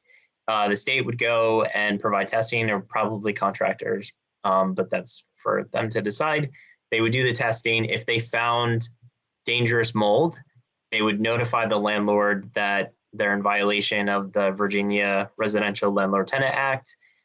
They would give them 20 days. That's people can figure out if that's a good number or not, to fix the issue. If they don't fix the issue, then the state would actually carry out the remediation for the tenant, and then they would bill the landlord for the cost of the remediation and the initial mold testing. So that way, the people who are violating the law are ultimately on the hook for paying for the issues, and it gives tenants a method to get rid of dangerous mold conditions without having to go to court and sue their landlord. And it gives them free testing for mold. So this is something that it may sound kind of complicated. It's something that I think could really help. I have not had a chance to shop it around with other groups, but I wanted to bring it before you all and see if it was something that you felt like, based on what we've heard about conditions that different tenants in Arlington are facing, would be helpful.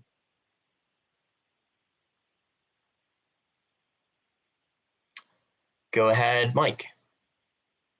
Hey, thanks, Kellen. I actually have a couple questions. Are these listed in order of priority, or are they just in any order? They're in any order. Okay, great. I have just a couple reservations. I think the spirit of the language is good, but I just worry about one, the cost of implementation if it's statewide and the state has the responsibility to actually remediate the mold. But then secondarily, when I think about, Virginia suing developers, I think that's really unlikely to get through. And so I wonder if there's maybe an opportunity to change the language to say the state has the authority to require the developers to do the mold remediation. It's just like food for thought. And then my last question was, are we going to put the affordable housing ordinance as one of our legislative priorities? So I'll answer the second question first. My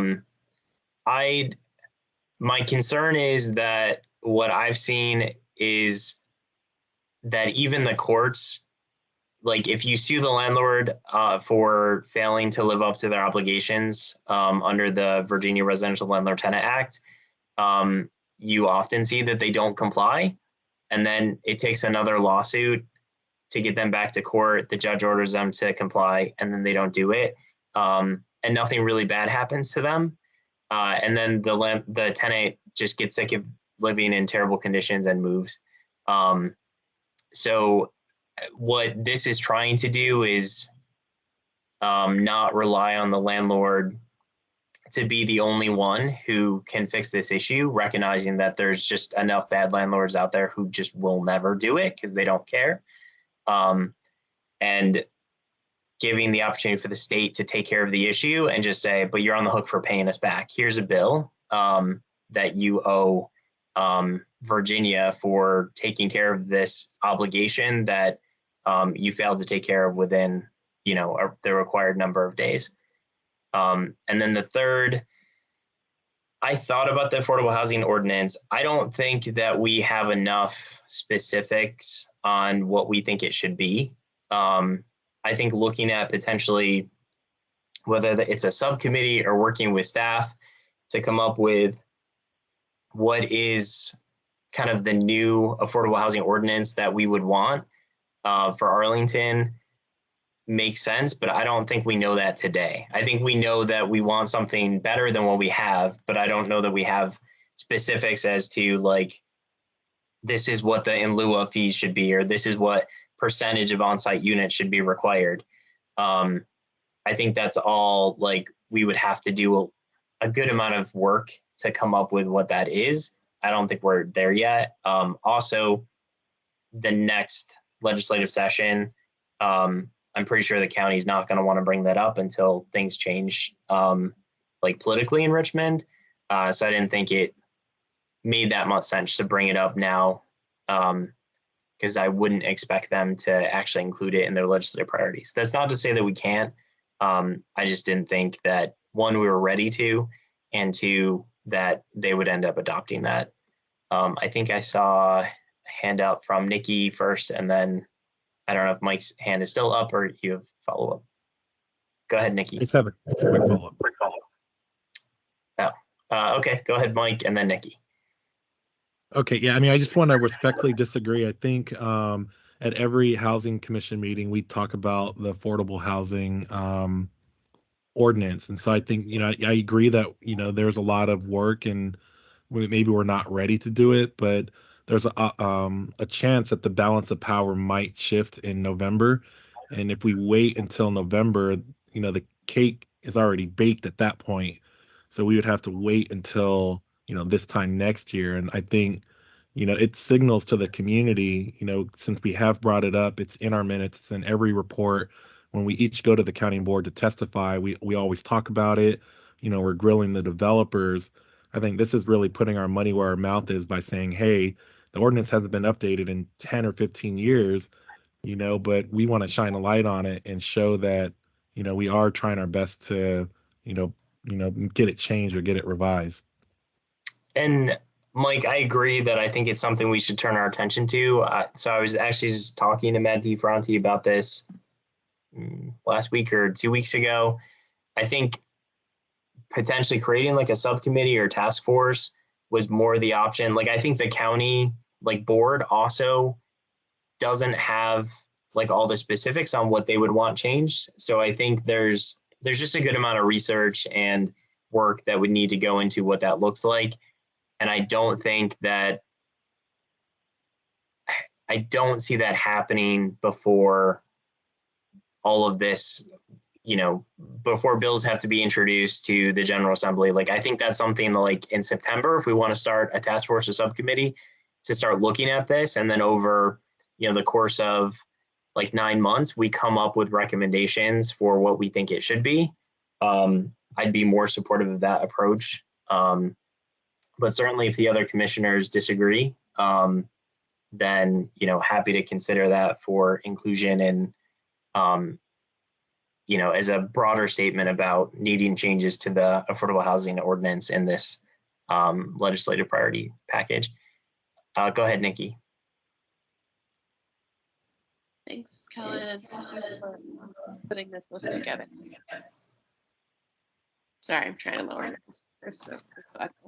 I was just curious. I think it's a great list. I was also just curious, like, have we done any kind of like best practices overview? I know like National Center for Healthy Housing has some stuff on mold and lead and things like that around some of the language, or even just, I know I'm still pretty new to the Housing Commission, but I know I've been hearing a lot about how DC has some policies that we want to model. I'm just kind of curious if we've done any like jurisdictional best practices review, and then also kind of like advocacy groups and what they recommend as well.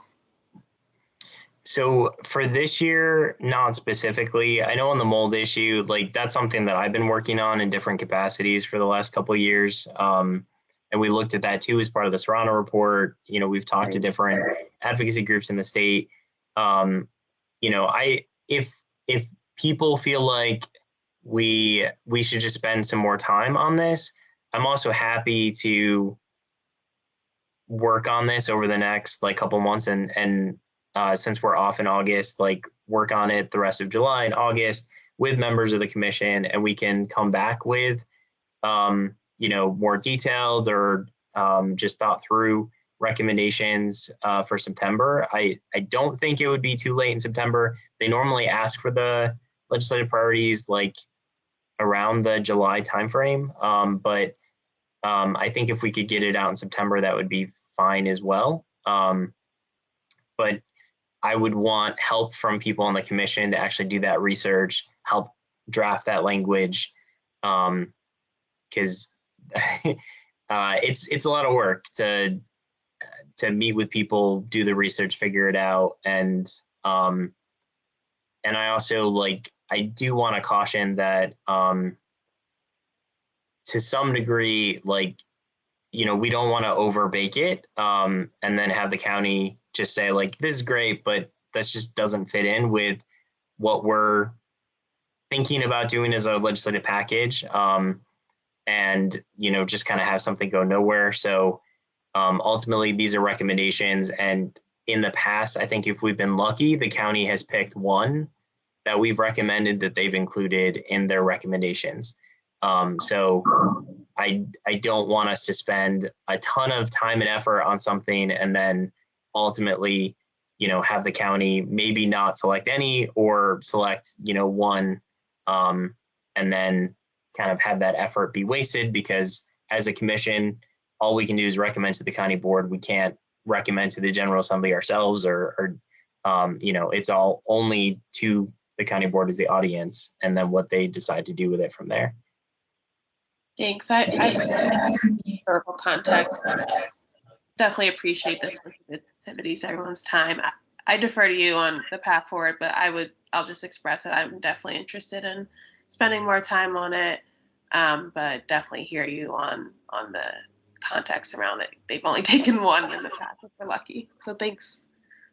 No, thank you. It's a very good question, Nikki. Do people have thoughts on, do we want to, you know, we can meet a couple times over the summer and try to come back in September with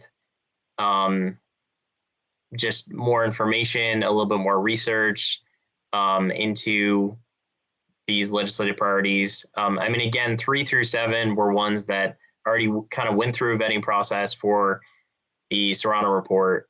We could still expand upon them. We could still, do additional research or work. And I know number 3 is one that we actually got the county board to include in their legislative priorities. And we actually got it passed through the General Assembly until Governor Youngkin vetoed it.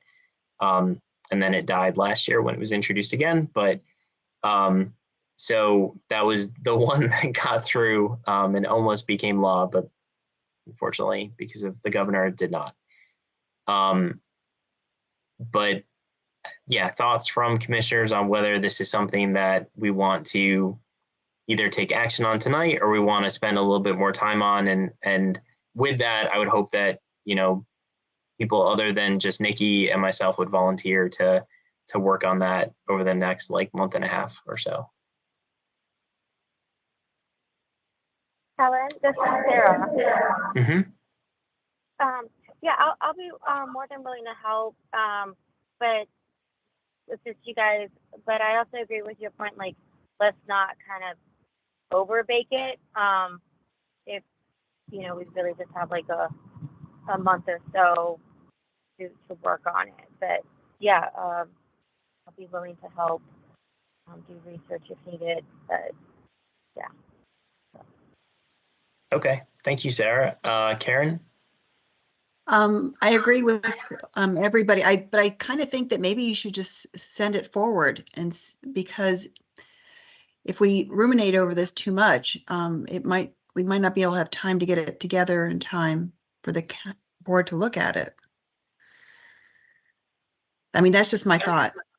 Yeah, I mean, I think we still would have time in September. I don't think it would be too late if we took them up and, passed final recommendations at our September meeting. But, again, as I said, and I think people have echoed, we don't want to put in a ton of time and effort into something that just because the county board has so many legislative priorities on many different topics, any given topic typically only has 1 or 2 things in there.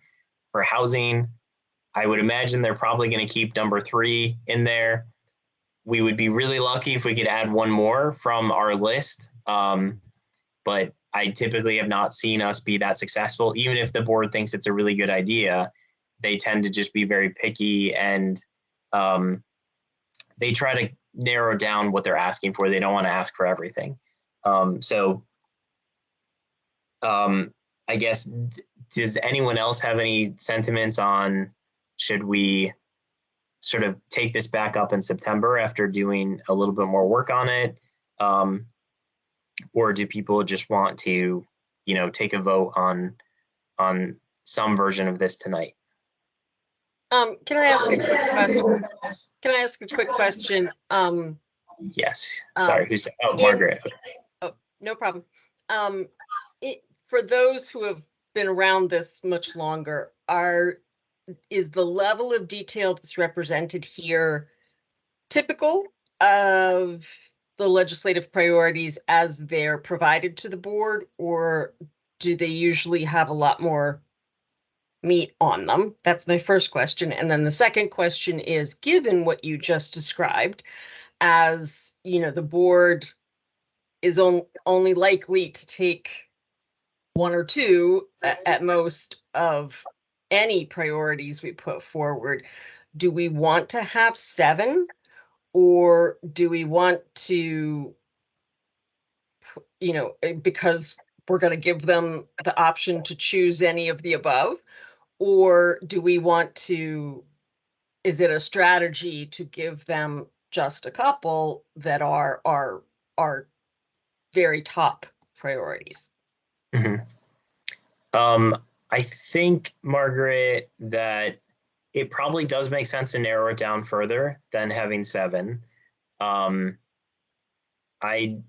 far as the level of detail, I would want to provide more context and explanation for why we're recommending them. So even if the legislative priority themselves were still like a sentence or two, I think saying like, this is why we think this is really important, this is where this is coming from, would be something we'd include in the letter. If you look at the actual legislative priorities that the county publishes and, approves, this is about the level of detail. It's usually like a sentence. With that said, that doesn't mean that behind the scenes that their legislative liaison doesn't have much more detailed idea of this is exactly what this means and what we're looking for, and this is what we're trying to get past. But typically the statement on paper tends to be pretty broad and short. I'm kind of leaning towards, let's pick this back up in September. We can see if we can narrow it down a bit and maybe flesh out which of these we really think is the highest priority, if nothing else. And we can consider potential other ones that people want to bring forward at that time as well, if that works. Any objections to doing that? Not an objection, but just a comment. I do like the idea of coming back to it in September. I am willing to help a little bit until then as well. And just a question, following back up on what Mike said, what is your thinking in terms of why it would take 9 months to come up with a recommendation for amount of affordable housing? Like, is there any way we could do like a short version of that before September, or would it take longer? My thinking on that, because it's something that the board is interested in, and I think staff is also like very interested in it, the board is going to look to staff for a recommendation. We can either work with staff to come up with that recommendation, which would be a lengthy process, or we could do it on our own, in which case the board would send that to staff and say, can you consider what the Housing Commission said and come back to us with your own recommendation? So I think it makes more sense for us to, similar to like the homeownership subcommittee, to have something in place with staff where we're working together, but that has to align with when it's a priority for them and for the board to take that up. So those are conversations that we would need to have with county staff as well as county board of like, are you ready to take this on and start looking into what we think this new revised ordinance should say? And I know there's been work that other advocacy groups have done on this in the past too, so it's looking at those.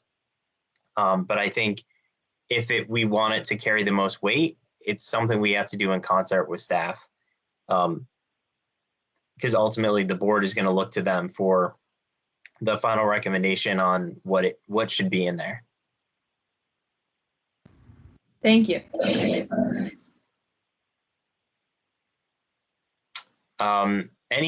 Any objection to working on this over the next month and a half to narrow it down, come back to you all with revised legislative priorities to be voted on and reviewed at our September meeting? And I also am happy to reach out to like Ann Venetia and to Matt to see if we might be able to jumpstart something around the affordable housing ordinance, which I might add, we're still waiting for the second half of a presentation from staff, which is going to come in September, on explaining the ordinance to us. I think, I think starting something in the fall makes more sense than trying to vote on something tonight about that when there's still more that I think, more information we need to take in. But I'm happy to reach out to staff and the board to see if that's something we can jumpstart.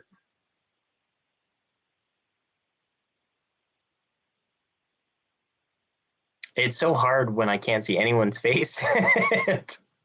But okay, I assume there's no objection then. So let's table it. Let's table this, and I will reach out to I'll reach out to everyone on the commission about setting up a meeting to discuss the legislative priorities, but I know in particular, like Sarah, Nikki, and Katie, you would express interest. And we can find a time to schedule a public meeting to discuss that. And yeah, I think that makes sense for moving forward on these. Anything else that anyone wants to add before we move on from that? Calvin, this is Sarah again. I just want to, thank you again for putting this together. Can you hear me? Yep, can hear you.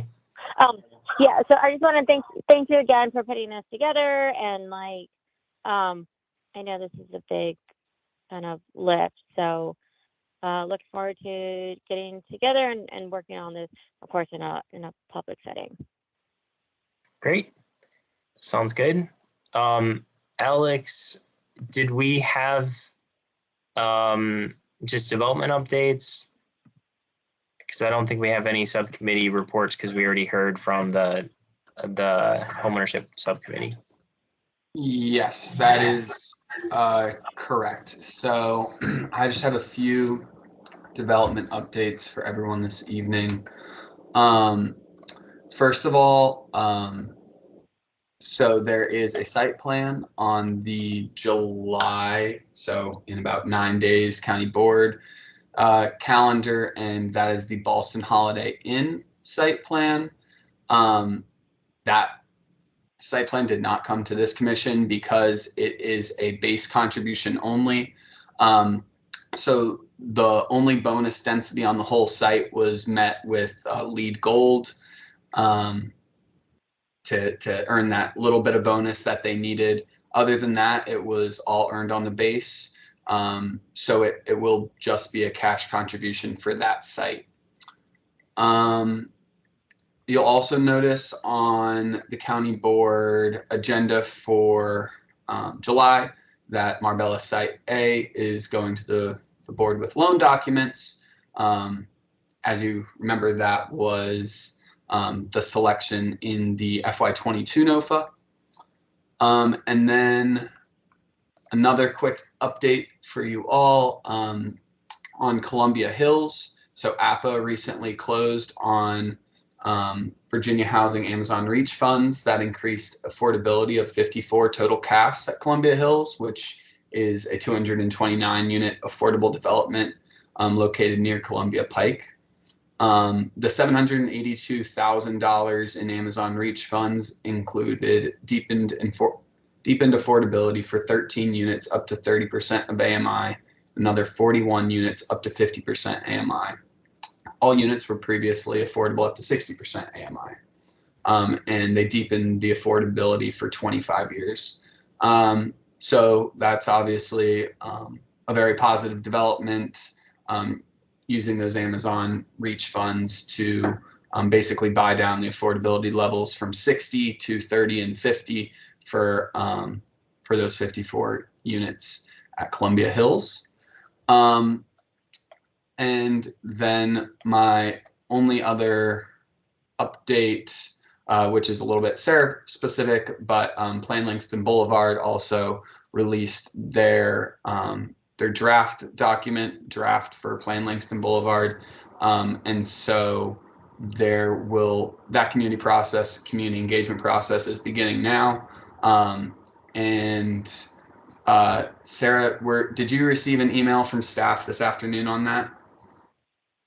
Yes, I did. They did a doodle poll about the dates, and I just sent back my availability. So that's perfect. Where we're at. Yeah. Awesome. So that process will it will go to the LRPC, Long Range Planning Committee, and then eventually that document will come to the Housing Commission later this year for a more comprehensive review from the full commission. Other than that, I sent out the sheet. There are no new meetings on the calendar right now for July, but I'm happy to answer any questions that anyone might have. Yes. I just had a question on when we expect to have Matt DeFranti attend the meeting. I feel like it's been a while. It has.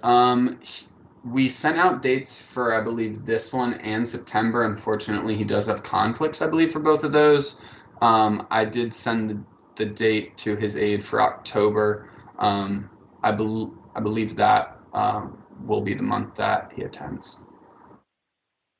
Okay, thanks.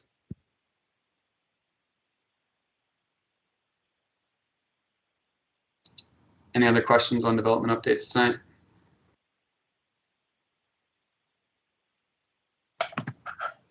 Great, thank you, Alex. And I think that was it on our agenda, right? Yep. Okay, well, thank you everyone for your participation tonight. And as I said before, we're off in August from our official meeting, but we'll be back in September in person. And I'll follow up with everyone about the legislative priorities for those who would like to meet about that over the coming weeks. But thank you all very much, and I hope you have a good rest of your summer. Have a good night. Thank you. Thank you, Kellen. Thanks. Have a good night. Good night, everyone.